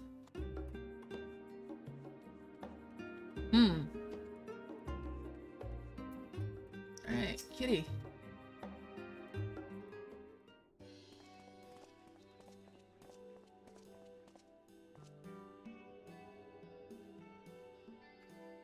Kitty says, well now, this is rather a lot of stern faces. Are my library books overdue again? Eckert says, not to our knowledge. We're associates of Kryl of the students of Baldacian. We seek passage to Thavnir and understand that you can assist us. Kitty says, ah, the test subjects. Welcome, welcome. Eckert says, test subjects? Kitty says, oh, you haven't heard? Well then, allow me to explain. So in order to travel to an aetherite, you ordinarily need to be attuned to it beforehand. Otherwise, you can't use it as a beacon to seek out while you're a mess of aether hurtling along the life stream. An inconvenient but inconvertible limitation of aetherite teleportation. But what if I were to tell you that there's a way to travel to an aetherite without being attuned to it? A way to teleport instantly to places you've never been. For long years, we've labored to make such travel possible, that people might move about more freely. And we've finally done it. We've created a new type of aetherite that doesn't require attunement. Eckert says, truly? That changes everything. Kitty says, well, my language may have been a bit misleading. The user need not attune to its aetherites, but the aetherites themselves must have been pre-attuned to each other, thereby facilitating travel between the 2 points. But it just so happens that of our first test pair of aetherites, one has been installed here in Charlayan, and the other over in Idlem, a town in Thavnair. As you may know, our nation has long maintained strong ties with Radzatan, and indeed we owe much of this breakthrough to the contributions of their alchemists. Thancred says, so to sum it up, we're to test these aetherites? How fortuitous for you. I should mention that an accident has impaired my ability to channel aether. Will that be a problem? Kitty says, not at all. As a matter of fact, you might say that these aetherites were made for people like your good self. The magics imbued within will whisk you away without any effort on your part. Thancred says, a veritable dream come true. And far be it from me to worry about such things, but do we have permission to make use of your shiny new invention?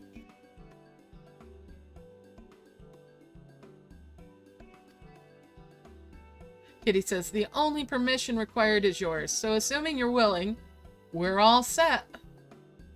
Oh my word, Phil. Kitty says, it may come as a surprise, but we actually struggle to find test subjects. Most people seem to have an unreasonable fear of their souls gradually disintegrating as they drift helplessly in a lifestream. In the statistically unlikely event that something goes awry. But it's plain that you aren't most people. Hehe, Mr. Skryl truly knows how to pick 'em.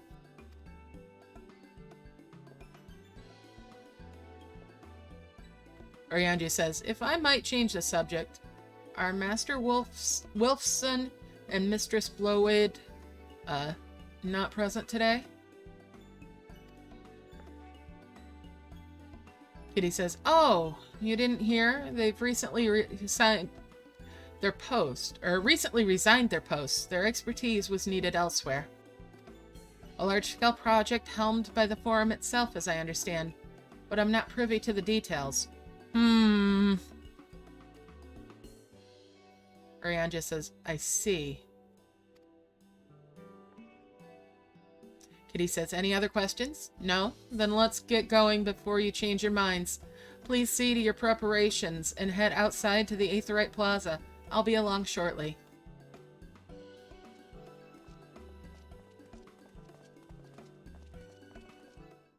Well, Orianji dodged them again, all unknowingly that time. Alright, let's head out.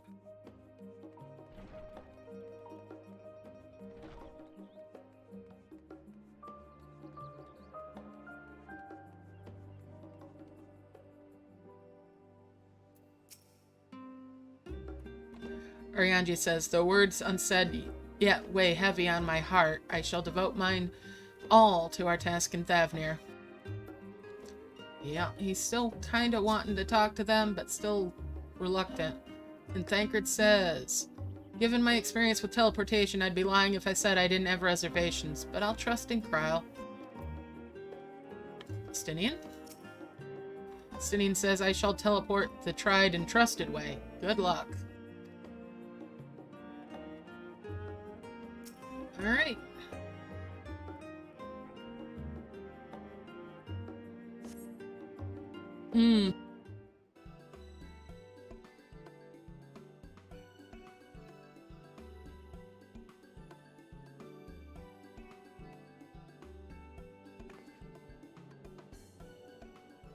Right, we're all set. Just the 4 of you, was it?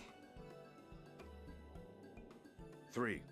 I'm already attuned to the crystal in Thavnair. You are?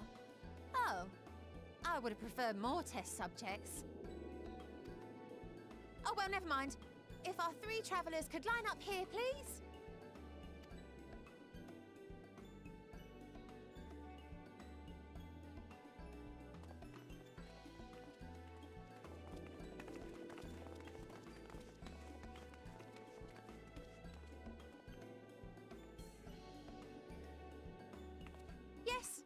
is fine. Take a deep breath, and I'll soon have you soaring through the ether. I don't know if I trust this gadget girl. Oh well, here we go.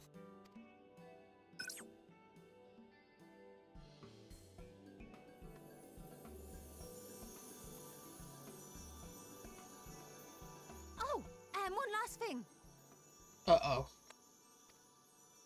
You might experience a teensy-weensy touch of violent ethereal sickness.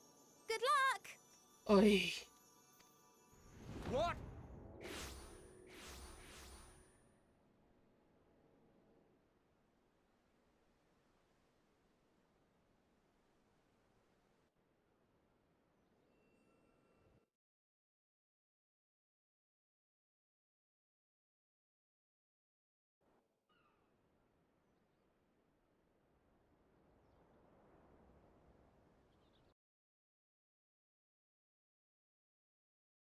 Off we go.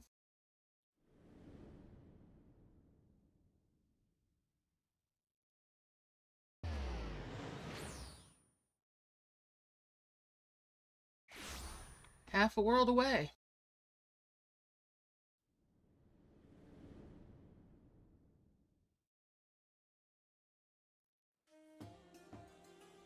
Thavnir, home to city-state Rads at Han. Rising from the southeast waters of the Bounty, this Isle of Plenty served as the battleground for a conflict between two peoples. Their cultures bled into one another until a unique amalgamation was distilled from the chaos, in a process not unlike their precious alchemy. Once solidified as a single nation, an adamant stance of neutrality would hold invaders at bay. For a time.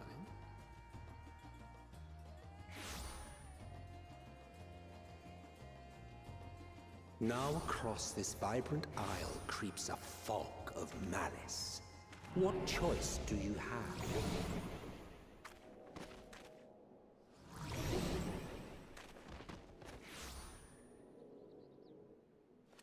What chance?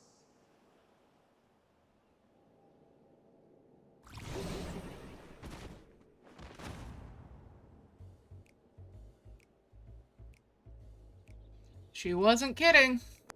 Against such an insidious foe.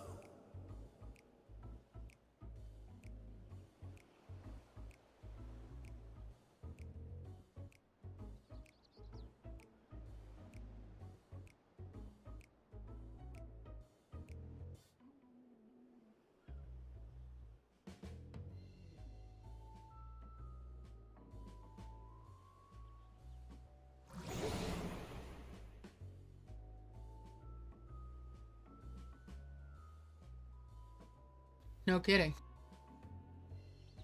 I've seen fairer faces after a bout of bad shellfish.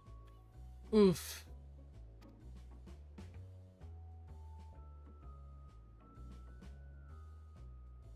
Let me bring you something to drink. That should help settle your bellies.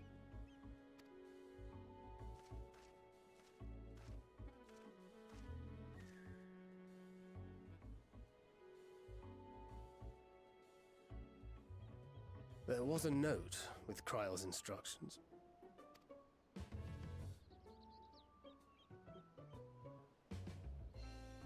Don't let a Stinian roam the markets alone. He's alarmingly bad with coin. Oh dear.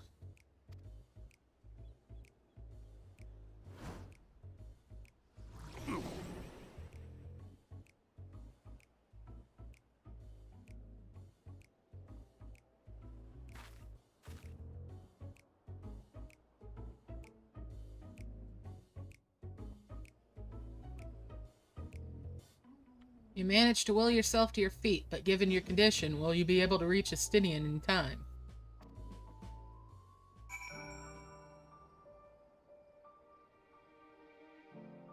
Here he is. Oof.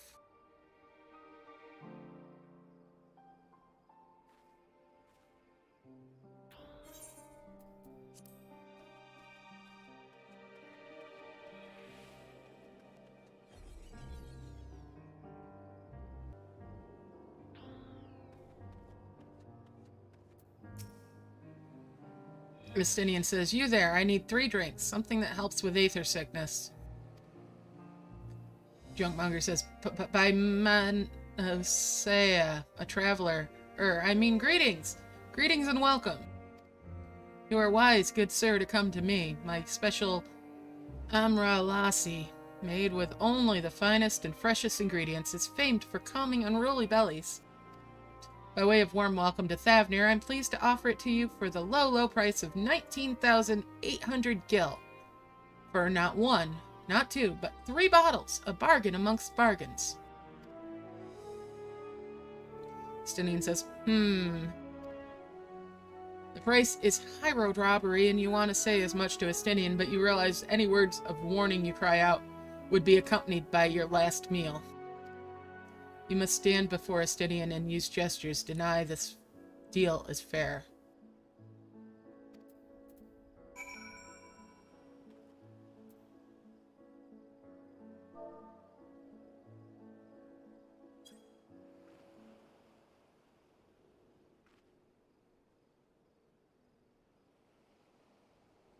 Justinian says, I thought you could barely stand. What do you need to tell me that's so urgent?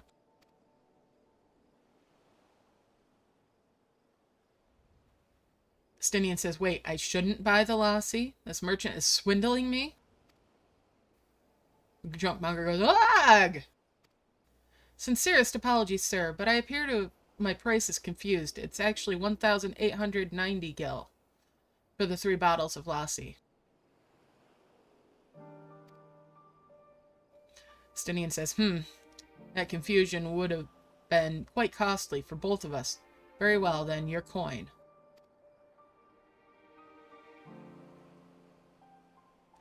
Justinian says, here, a bottle for each of you. Take them to the others and get some rest.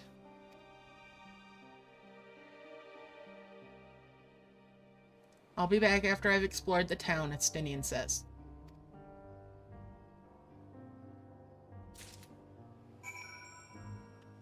Alright, deliver the bottles.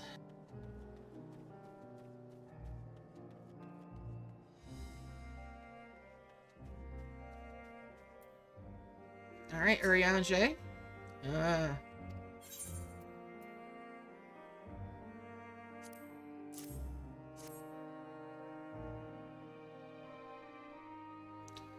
Urianger says, praise be to the 12, my stomach doth loosen its death grip. My heartfelt thanks to thee and Justinian, and to the fine fruits of this land. Thancred says, you were in time? Excellent. You've spared us Tataru's wrath.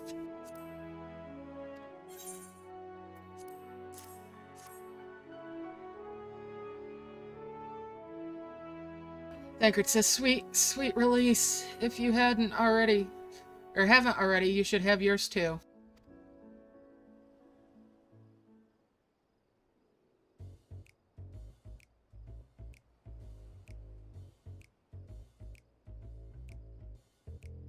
Thancred says, right, I'm ready to get on with it. That lassie truly worked wonders. Justinian says, back on your feet, I see.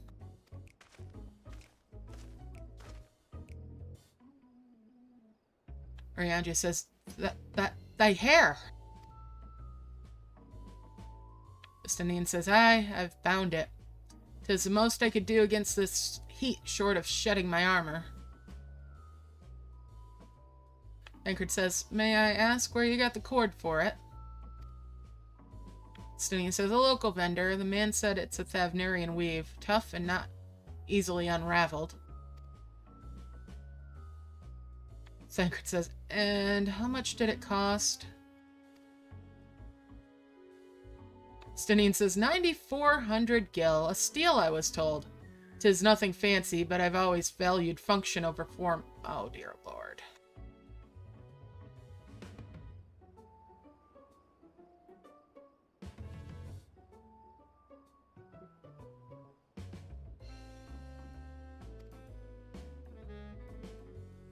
Thancred says, that's incredible. I dare say not even Alphino could hold a candle to you.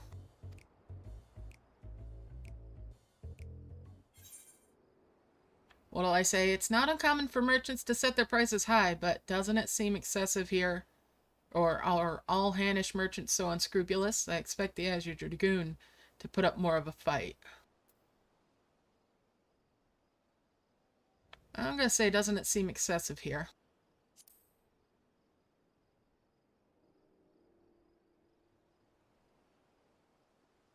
Nice Gleep. Oriange says, I am inclined to agree with thine assessment. It doth seem excessive, unusually so. Claiming Thavnir as its dominion, the nation of Radzat-Han has long thrived as a hub of commerce. In the beginning, there were the Akitsodaran, a Matanga tribe indigenous to the island. Over time, they came to be joined by other races, and through their intermingling, a culture rich and distinct did emerge.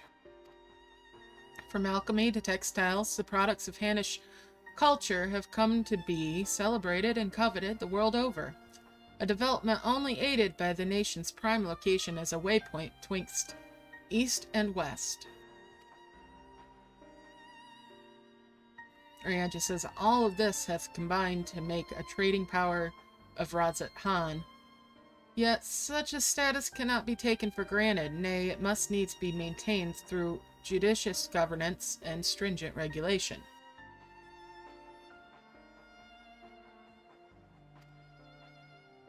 Thancred says, neither of which I see any evidence. Given that merchants at a gateway town are free to fleece helpless travelers and tarnish the reputation of the nation at large. Oriange says, just so. That opportunistic pricing is rampant doth suggest that oversight is much weakened, or mayhap that the people have fallen upon hard times. Whatever the truth may be, 'twould be prudent to ascertain the current state of affairs. Thancred says, prudent and practical, aye. We've naught to lose by learning more. So, ere we seek out Kryle's acquaintance, shall we see what information we can gather here in Yedla, I cannot say that name either. Thancred says, excellent. We didn't exactly get off to a flying start, but we'll make up for it.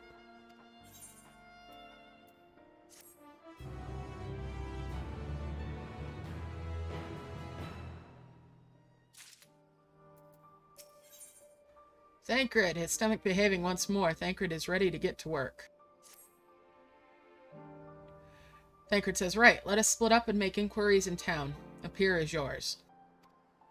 Once we've learned what we can, we regroup at the Aetheryte, off-putting though the mere sight of it may be.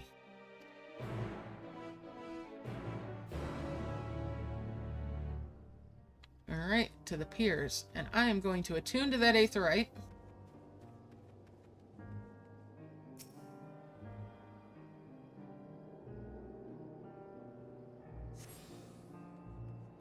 And back down to the pier.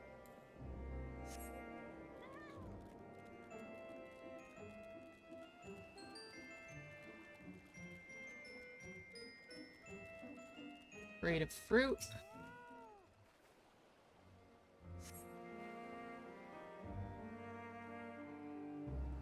Okay. Crate is laden with fruits, but they are on the verge of spoiling as if they've been left too long.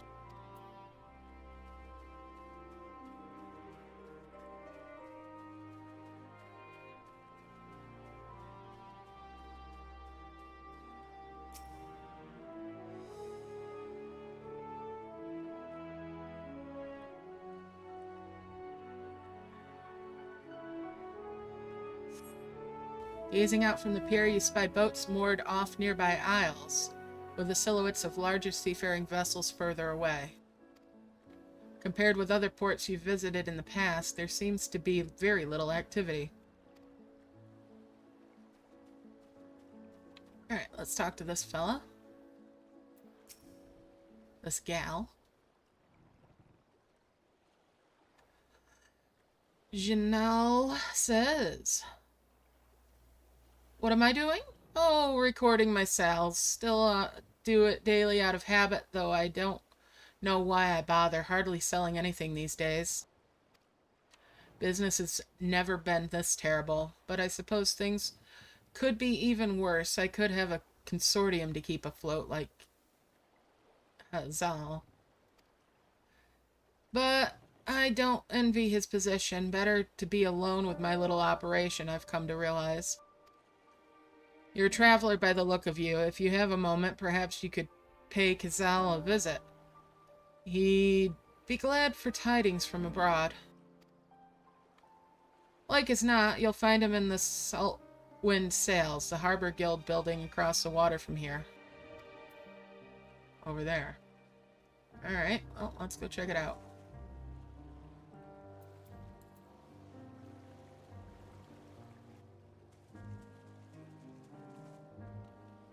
Oh, no, not yet. Okay.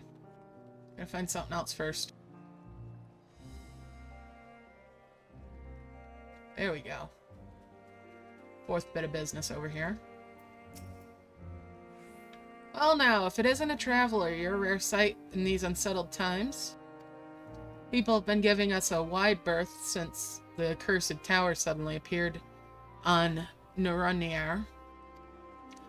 If it just stood there and loomed ominously, perhaps things would be fine after a fashion, but no, it has to spawn fell fiends as well. We still have our lives, thanks to the Radiant Host, but business is as good as dead. What'll come of us? Only the gods know. Now I can go check out the fella in the guild hall over there.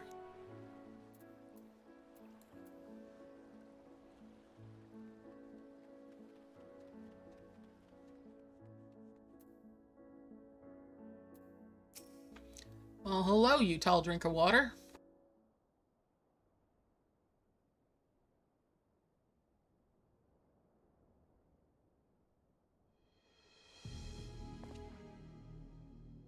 The Dalmatians aren't coming, but we already have everything they ordered. What are we supposed to do with it? Guild staff says, I don't know, but yelling at me isn't going to help. All I know is that their plans have changed, and that's that. Look, you must have known this might happen. The Empire is at war with itself, and the provinces are in chaos. And then there's the tower sitting on our doorstep spitting out monstrosities. The city has its defenses, but we've been afforded no protection out here. We can't blame foreigners for not wanting to take the risk. But this will be an enormous loss. Alright, forget about the Dalmatians. Surely some ships are still coming. We have fresh produce, handicrafts, medicines, all the perennial Hannish favorites. Our consortium works closely with merchants and artisans to supply only the finest wares. Quality is guaranteed. I know all those things. I do. Which is why I regret to say I have nothing for you. All voyages have been cancelled or indefinitely postponed. Guild staff says, and you are? Kelza says, wait, you're a foreigner, are you not? A merchant? Please tell me you're a merchant. Calzal says, I see. That's a shame. I'm sorry, but we're discussing important matters. If you need something, please talk to one of the others.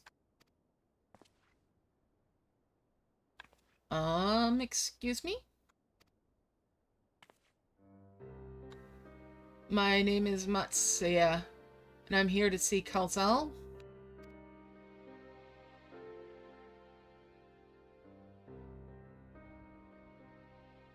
Oh, it seems he's busy. I'll come back later then.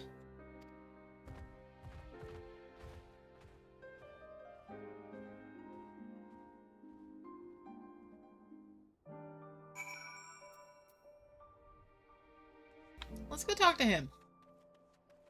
Where'd he go?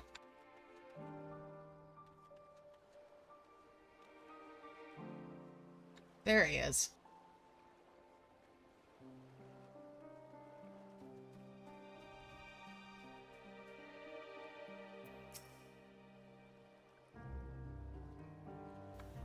Matsuya says, yes, can I help you? I remember seeing you back in the guild. You wanted to speak with Kalzel too, didn't you? I'm Matsuya, a fisherman of Akiale, a nearby village. I sell my catch to Kalzel, who offers it to foreign merchants, but he hasn't bought anything for a while now. When I heard that this consortium has been struggling, I became worried and decided to come and see him. Just as soon as he's free, anyway. He's a hard-working man, and I dare not disturb him.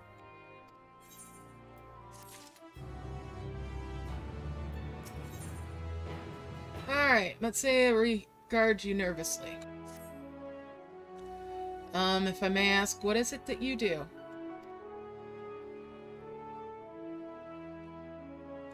An adventurer, you say, and you travel the world helping people?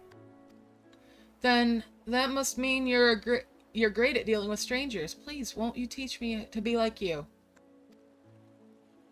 You see, I've brought some fresh fish with me, the portion I couldn't preserve, and I want to sell them. Problem is, I'm terrible with people. I've ever only dealt with Kalzel, and I can't talk to customers without getting my trunk in a twist. So please, as silly as it might sound, will you not peddle the fish in my stead and show me how it's done?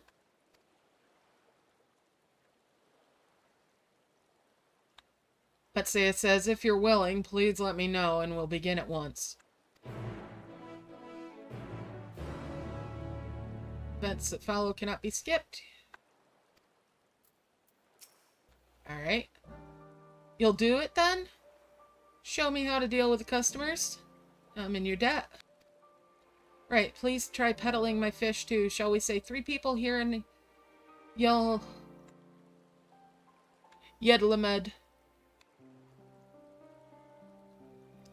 I will observe you and learn. Alright, he's gonna follow me around while I try to sell his fish.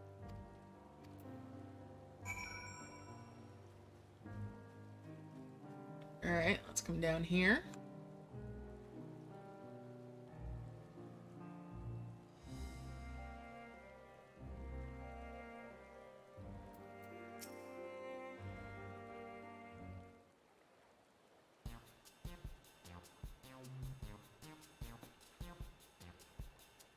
Yes. What'll I say? Fish, I got fish here. Fresh fish, straight off from the sea's bosom to your mouth, or greetings, friends. How fare you of late? Greetings, how fare you? Greetings to you, too. I suppose I'm well enough given the circumstance.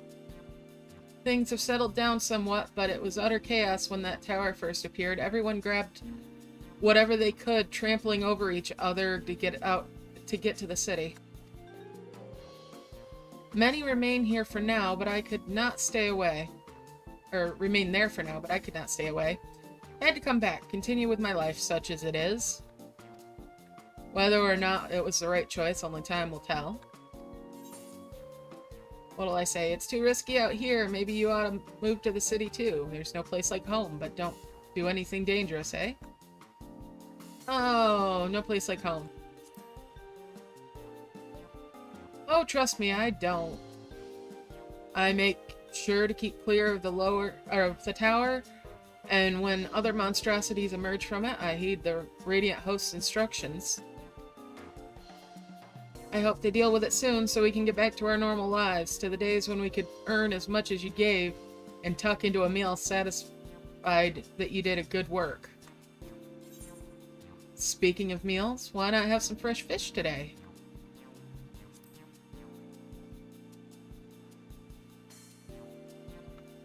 Marana says, fresh fish you say? Oh, you're a fishmonger. Well, when you bait me like that, how can I not bite? Very well. Give me some of your fish.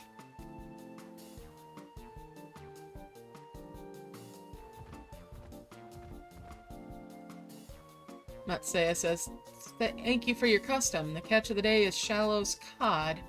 Delectable, stewed in coconut milk or baked with a sprinkle of salt.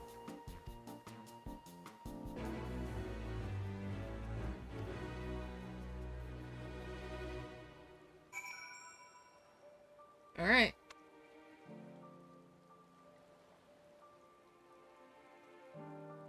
Now to the next one.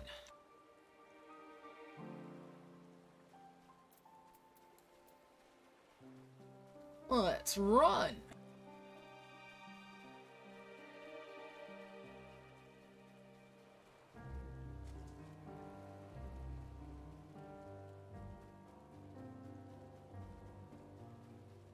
Alright, let's talk to Nashreen.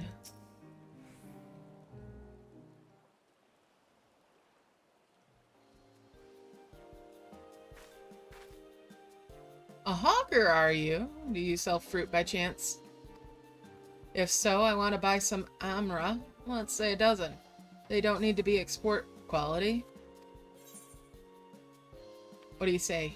Amra shamra. My fresh fish is the only thing you need. What do you need so many amra for? Why, for eating, of course. It may seem like a lot, but of late I go through that much in no time at all. I'm a stock taker by trade. With no vessel coming these days, the wares are beginning to pile up. By the same token, nothing is coming in from overseas, but not a day goes by that someone doesn't come asking when the next shipment is arriving for this and that and this and that. All of it wears me down, and I find myself feeling constantly hungry. What'll I say? Are you sure you're actually hungry? Or I know how you feel. How you feel. Thank you. A pity you don't sell fruit, but I enjoyed our little chat. Took my mind off my troubles for a moment. Oh no! No sale! Try it again.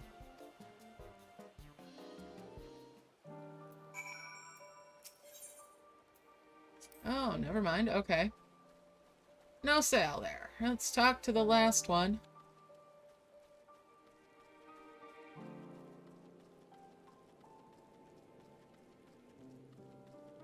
Attuned, right? Yes.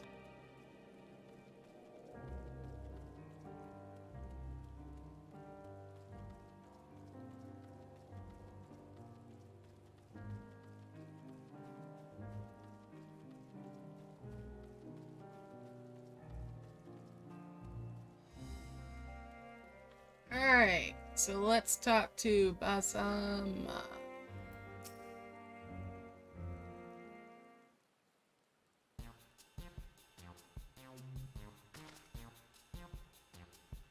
What is it? If you don't mind, I'm rather busy. Oh, good. God, my stomach. Ugh. Aether sickness? No, nothing so unusual. In my hurry to get back to work, I just ate a little too quickly. What'll I say? Some fresh fish will settle your stomach, and mine are the freshest of all? You should take it easier, eat more slowly, savor your food. Would that I could, but I can't afford to be idle. Like as not, circumstances will surely get worse before they get better. And so I'm working as hard as I can while I still can, the better to be prepared.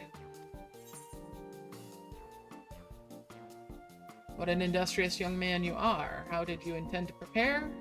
Industrious. Well, it's not like that. It's not like I'm trying to impress anyone. Now, if you'll excuse me, I must be getting back to work. Take care. Dang it, no sale. Not say it says, too bad we couldn't make a sale, but we did manage to build something of a relationship. Thank you so much for your demonstration. It was truly eye-opening experience. Come, let us return to the pier.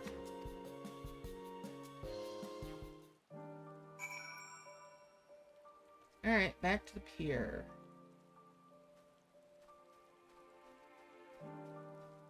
Wonder if he still floats when I run off.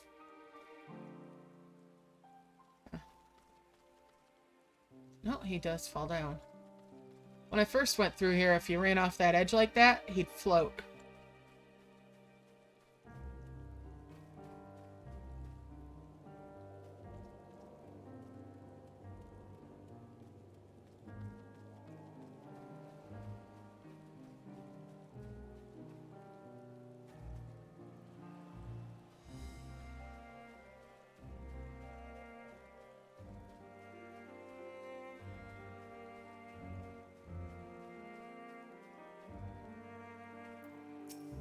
Alright, let's talk to him again.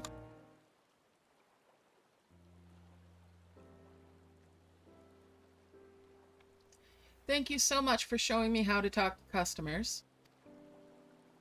You managed to sell one of the 3 people you approached. It was difficult, but when you put your mind to it, you succeeded. Though you did fail too. But there are lessons to be learned in both success and failure. By applying yours, I'll endeavor to become a better peddler.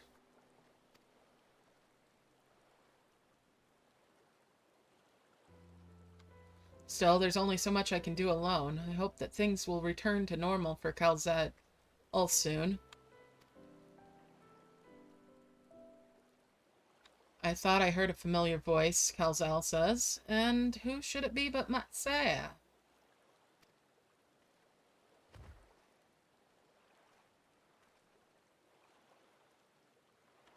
Matsea says, Calzelle, have you finished your business in the guild? Calzelle says, so you were there too. Forgive me, try as I might, I can't find any buyers. With no ships coming in and hardly any going out, there simply aren't any options. At this rate... Matsea says, so you can't buy my fish anymore?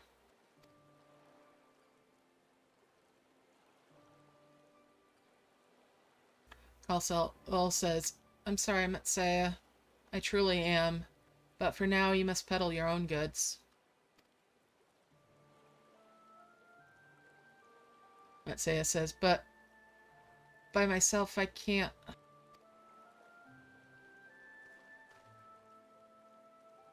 Calzelle says, I want to help you, I do, but as it stands, I can barely help myself.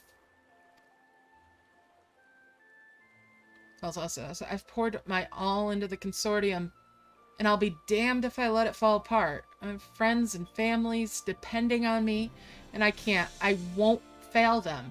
Sisters as my witness.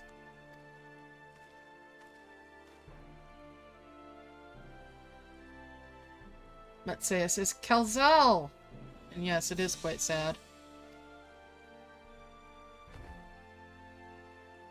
Matsea says, not to worry. Using what I've learned from you, I'm sure I'll manage somehow. Well, I'd best return to my village. My thanks again, and please take care on the road.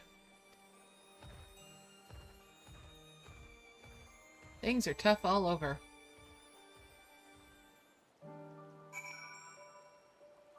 Alright, gotta go talk to Thancred. Back to the camp!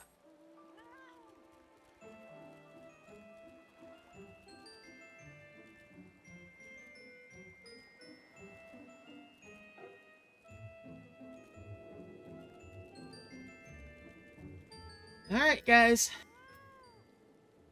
Thancred says, I see you've been busy. Managed to learn a tidbit or two, I trust? Yeah, the fish ain't selling. Thancred says, I see. We also heard that the tower is affecting many locals' livelihoods, but to think that it would reach such an extent. For another notable, if not wholly unexpected discovery of disappearances and kidnappings are disturbingly commonplace. As before, the culprits are almost certainly tempered Imperial soldiers. And as before, they mean to use the faith of their hapless thralls to call forth a lunar primal. Business as usual for the Telophoroi.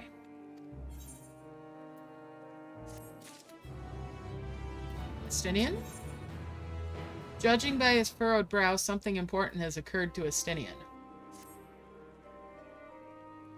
That Matsea fellow you were helping, he's Arcus Sidaran. Is he not? Apparently it's almost exclusively his people that are being kidnapped. Should he be traveling alone? Oh dear. Ryanje says, if summoning is this perpetrator's aim, it doth stand to reason that Arcus Sidara would be their primary targets. For 'tis the faith of their ancestors which prevaileth in this land, and many are devout adherents still. Thancred says, we better go after him. Achiali lies to the west, as I recall, the same direction as Kryle's acquaintances Incidentally. Justinian says it's settled then. Keep your eyes peeled while we make for that village.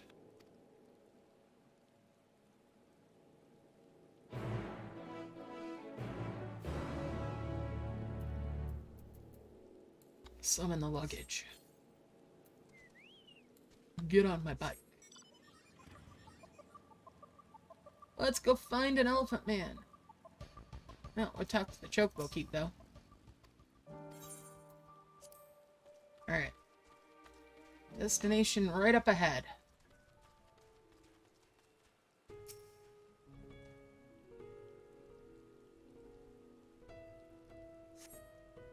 Do not see Matsaya nearby, but the elevated ground up ahead may provide a better vantage point.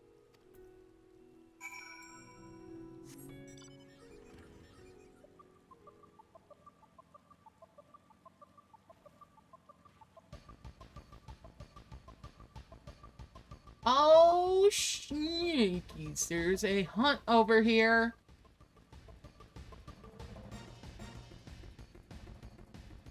Let's get up the hill. We'll go around the other side. I don't want to tangle with that hunt. It's too big for my butt. Too big for my scaly tail.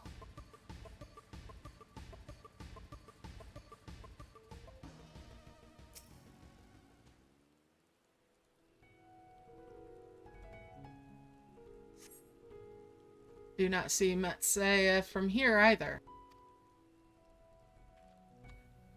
Voice from the distance. No! Leave me alone! Help! Somebody help! Matsaya's voice, and it came from the north.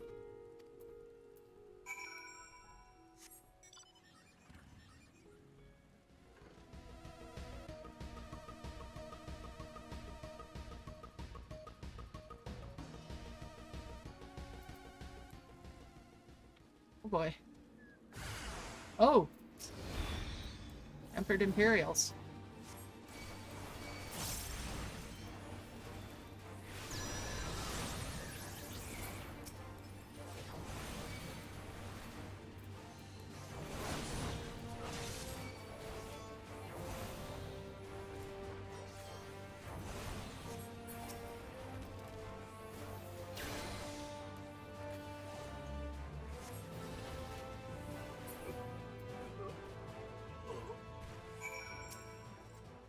Alright.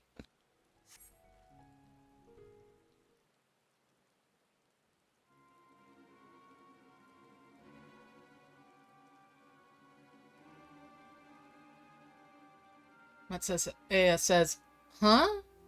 Where did they go? Why are you here?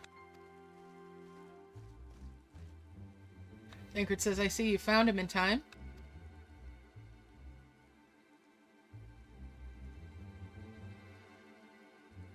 Matsaya says, you and your friends came to look for me? I don't know how to thank you. On my way home, I took a moment to stop and rest. Think about what to do about, well, everything. And then those men came. Tancred says, kidnappers. We've heard that the Akasadara were being targeted. Surely you have as well? Perhaps it's best if you took refuge in the city. Matsaya says, we've considered it, me and the others, but fishing is all we know, the ocean all we have. Tancred says, I see, that's your decision to make, but you should take care not to travel alone.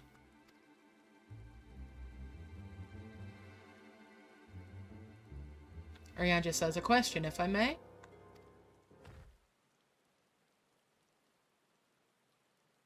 Arianja says, 'Tis our understanding that strange fiends have emerged from the tower. What canst thou tell us of these beings? Matsaya says, not much, I'm afraid. I have no idea what they are. But I've heard that some bear an unsettling resemblance to our divinities.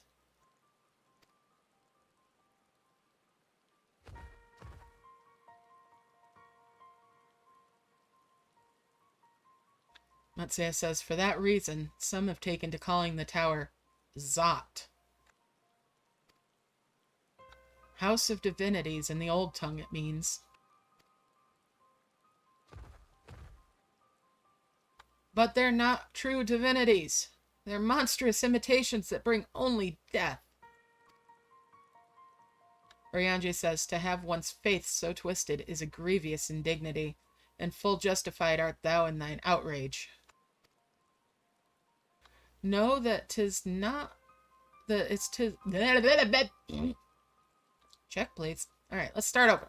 Oriange says, know that 'tis for no other purpose but to neutralize the tower that we have journeyed to this land.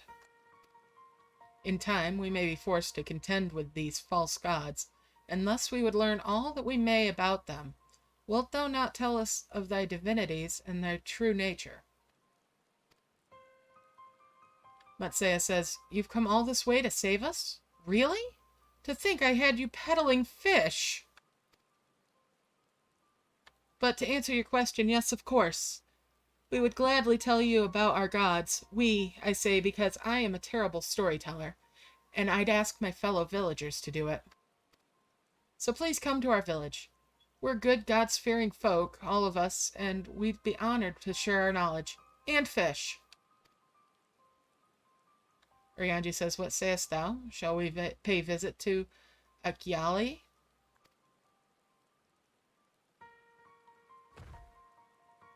Matsea says, wonderful! Just follow the road west and down the hill. You can't miss it.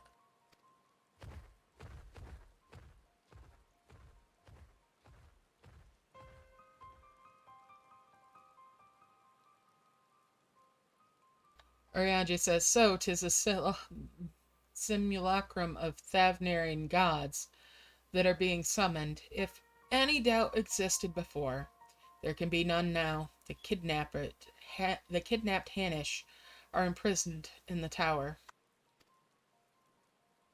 I pray that we'll be able to save them. Tancred says, though indeed, saving them will mean confronting their false gods, like as not. Aye, as you said, we'd do well to study their religious traditions to Akyali.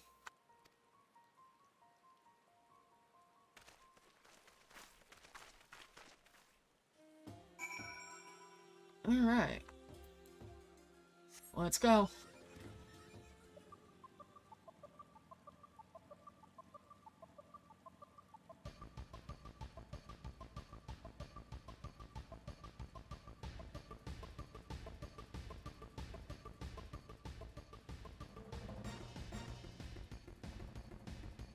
And then down to the seaside.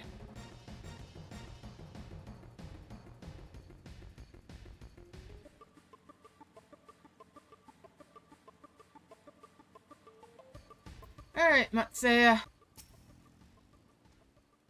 Welcome to Akyali. Akyali. Words are hard. Welcome to Akyali, my friend. The name means white beach, and there isn't much here to save that. There isn't much here save that. But please make yourself at home. Words are hard. Your companions have already begun talking to everyone. Feel free to show yourself around and do the same.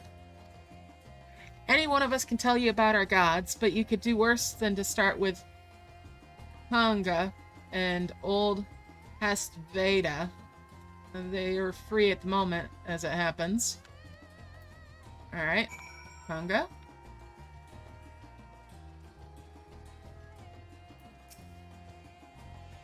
You wish to know about our gods. What a curious visitor you are. Most want fish. In any case, I'm happy to oblige. Now, I don't know how it is whence you hail, but our isle is home to many gods.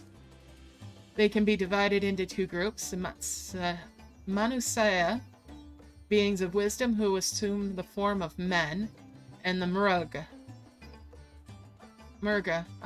beings of might who assume the form of beasts. Together they are divinities, their forms and personalities many and varied. Some are kind and gentle, others stern and temperamental, just like we mortals can be. All are possessed of great insight and experience, and by heeding their teachings, we strive to be better people and live better lives. Okay. Where's the other person?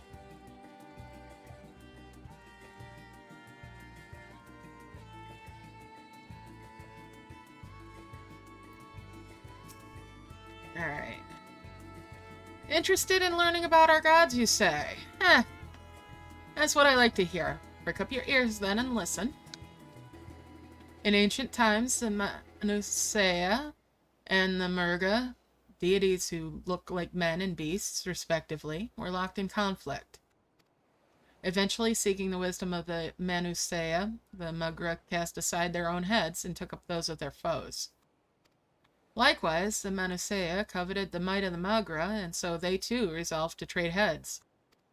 Thus were born new gods possessed of both might and wisdom, and they ushered in an age of harmony between the two factions.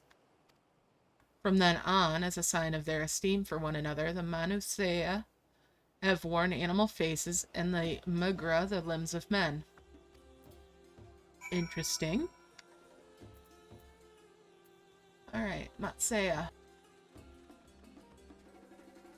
Go back to our fish-selling buddy.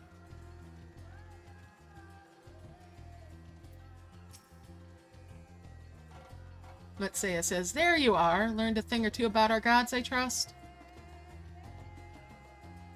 While you were off talking to the others, I remembered something that may be of interest. If you could let your friends know, I'll go and fetch it from my home at once.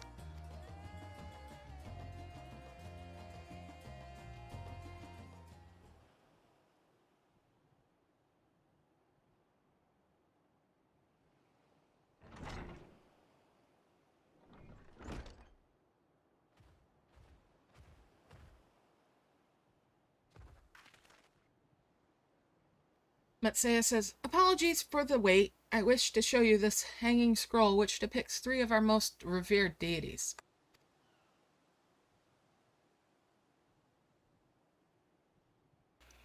Arianji says, by all means, we'd like to see it.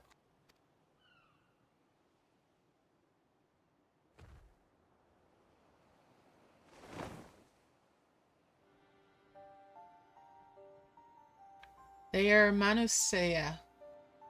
You heard about them already, yes? 3 sisters.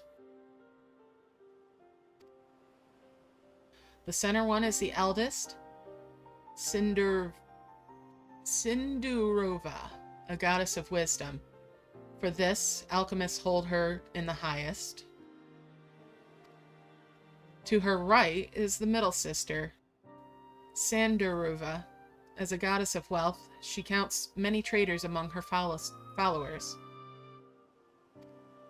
And on the left is Mindurava, the youngest sibling. She presides over the crafts and so is beloved by weavers. The little ones in Namazu. Eee!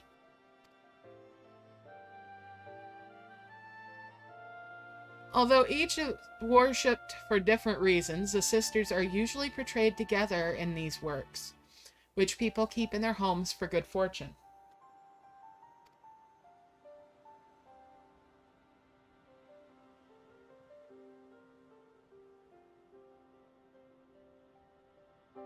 Urianji says, in like fashion to the Manusea, the deities of Eorzea preside over myriad aspects of life. And what of the Murga, if I may ask? The Murga hold power over nature. In ages past, they were revered as guardian deities in times of conflict, Matsea says. If you have occasion to visit our temples and ruins, you'll find their images there. Among them is a god who possesses a Gaja head, and he is revered as the progenitor of the Arkasodara. And then there are dragons. They occupy a special place in our history. Justinian says, you worship dragons too? Matsea says, it's said that an ancestor of the satrap, that's the ruler of Radzat-Han, forged a covenant with a dragon divinity in ancient times. This divinity has since acted as the guardian deity of the satrap. Legend holds that if ever the satrap is in need, his dragon ally will fly to his aid. Dragon ally, Estinian says. Enkert says you claim to be a terrible storyteller, but nothing could be farther from the truth. The passion you bear for your faith is plain to hear. I'm confident that the information you've given us will serve as well in our efforts to deal with the tower. Matsea says, you are very kind to say. That's very kind for you to say. Thank you. I'll pray for your success. Enkert says, right. I believe it's time we sought out Kryle's acquaintance. An alchemist by the name of Nidhana.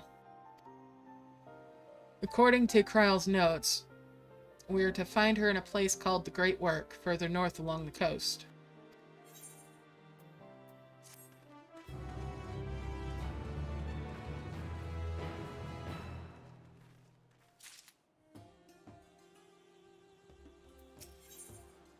Alright, the Great Work. Matsea has a shine in his eye that wasn't there before.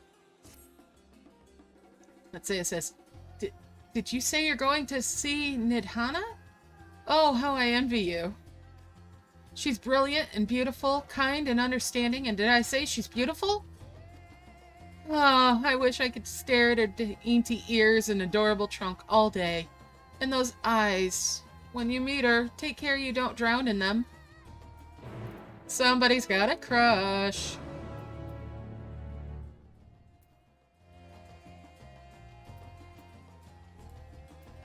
Alright, let's head up the coast and go find her.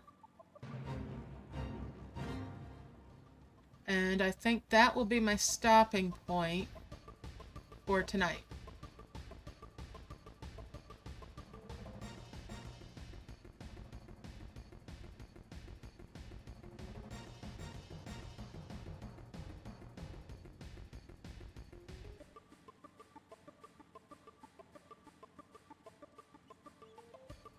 Go around this way. There's the road.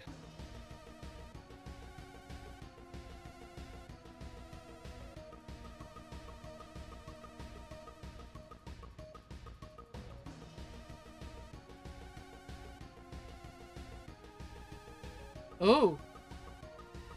Everybody fall down. Alright.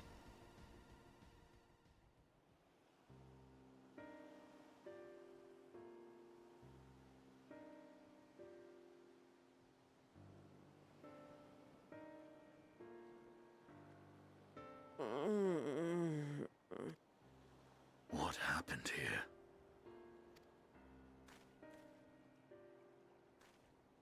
Their dress marks them as alchemists. I see no evidence of injury or poison. Thinkest thou they but slumber? I believe so. Whether it is by choice is another question entirely. Oh, we have guests. You must excuse the poor welcome. Long days and longer nights have taken their toll, as you can see.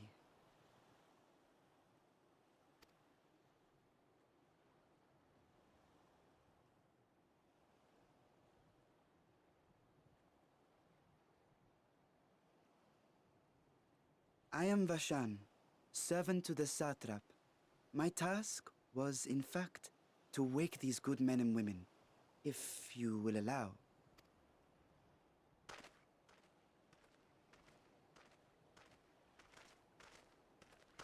People of the Great Work, I come bearing new scales. Scales? We have new scales?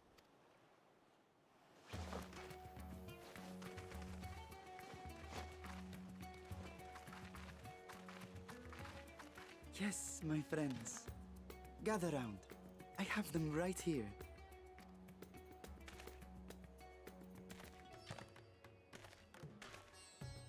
Oh, happy day. Now I can continue my experiment. Many thanks. One for me. Those are dragon scales. Yes, such materials are vital to their most pressing research.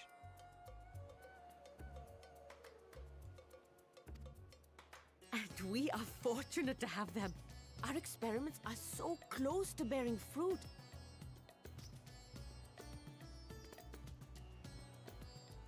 Soon we will have a talisman capable of nullifying the etheric emissions from that accursed tower. Did I say something wrong?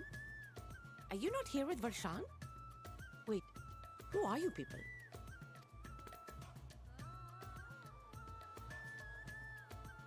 Of course! You're the one Kryl sent. The warrior of light we've been waiting for. Oh, this is a day of celebration. Praise be to Cinderova! The winds have shifted. I feel it. The end to our toil is near. I feel it too. My head hasn't been this clear in days.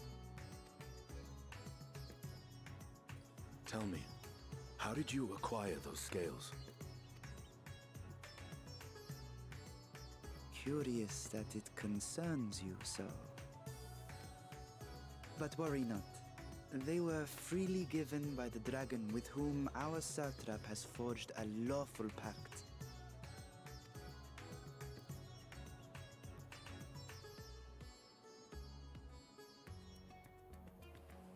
That is well. Hmm. You must be quite familiar with Dragon King, yes?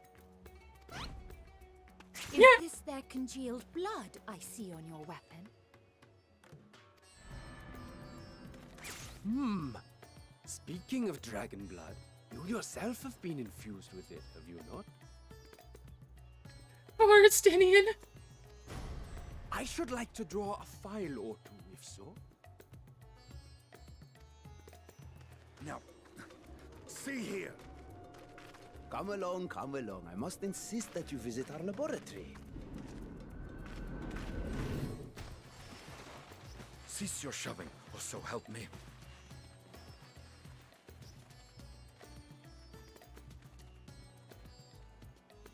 Oh dear, your poor companion. What with the new scales and your timely arrival, my colleagues are a little giddy with excitement. I see that. No harm will come to him, I promise. Meanwhile, shall we find a quiet place to talk? As you may have guessed, I am Nidana, the alchemist who sent the request to your mistress Kryl. We have workshops across the nation collaborating on this research project. But it is here, at the Great Work, where I collate our results. Come with me, all of you, and I can explain the crux of the situation.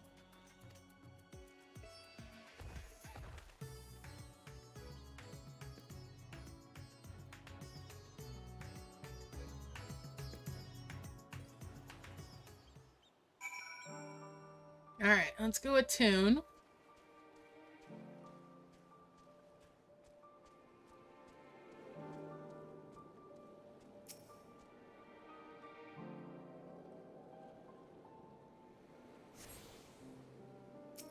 I'm also going to set this as my home point. So I have those cheaper teleports. And we'll talk to the Chocobo Keep for easy transport.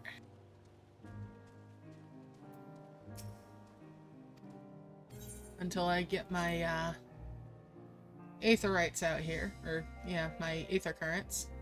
Okay. So at this point, I'm going to wrap things up. I'm going to go put my Chocobo away.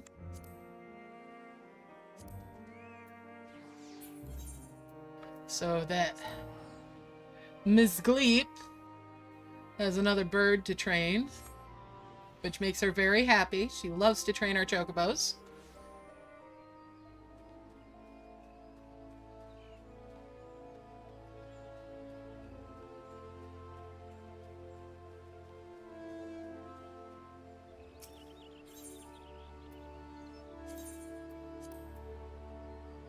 There we go, he's put up. And I'm gonna go sit on the roof.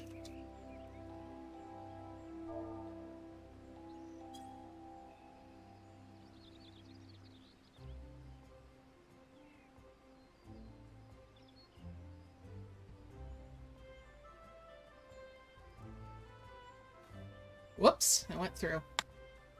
Try that again.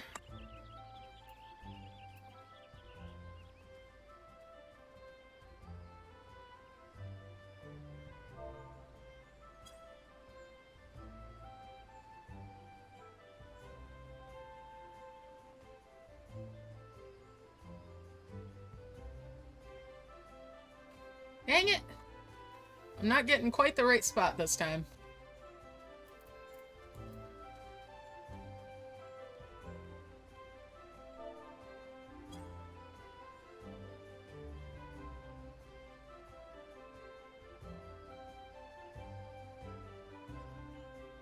There we go.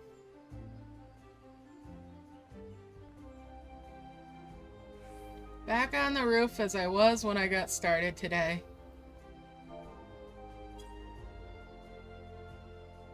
Alright, thanks for hanging out, and I'll see you next time. Alright. Hopefully, I'll do a little bit more tomorrow. We'll see, though. Alright.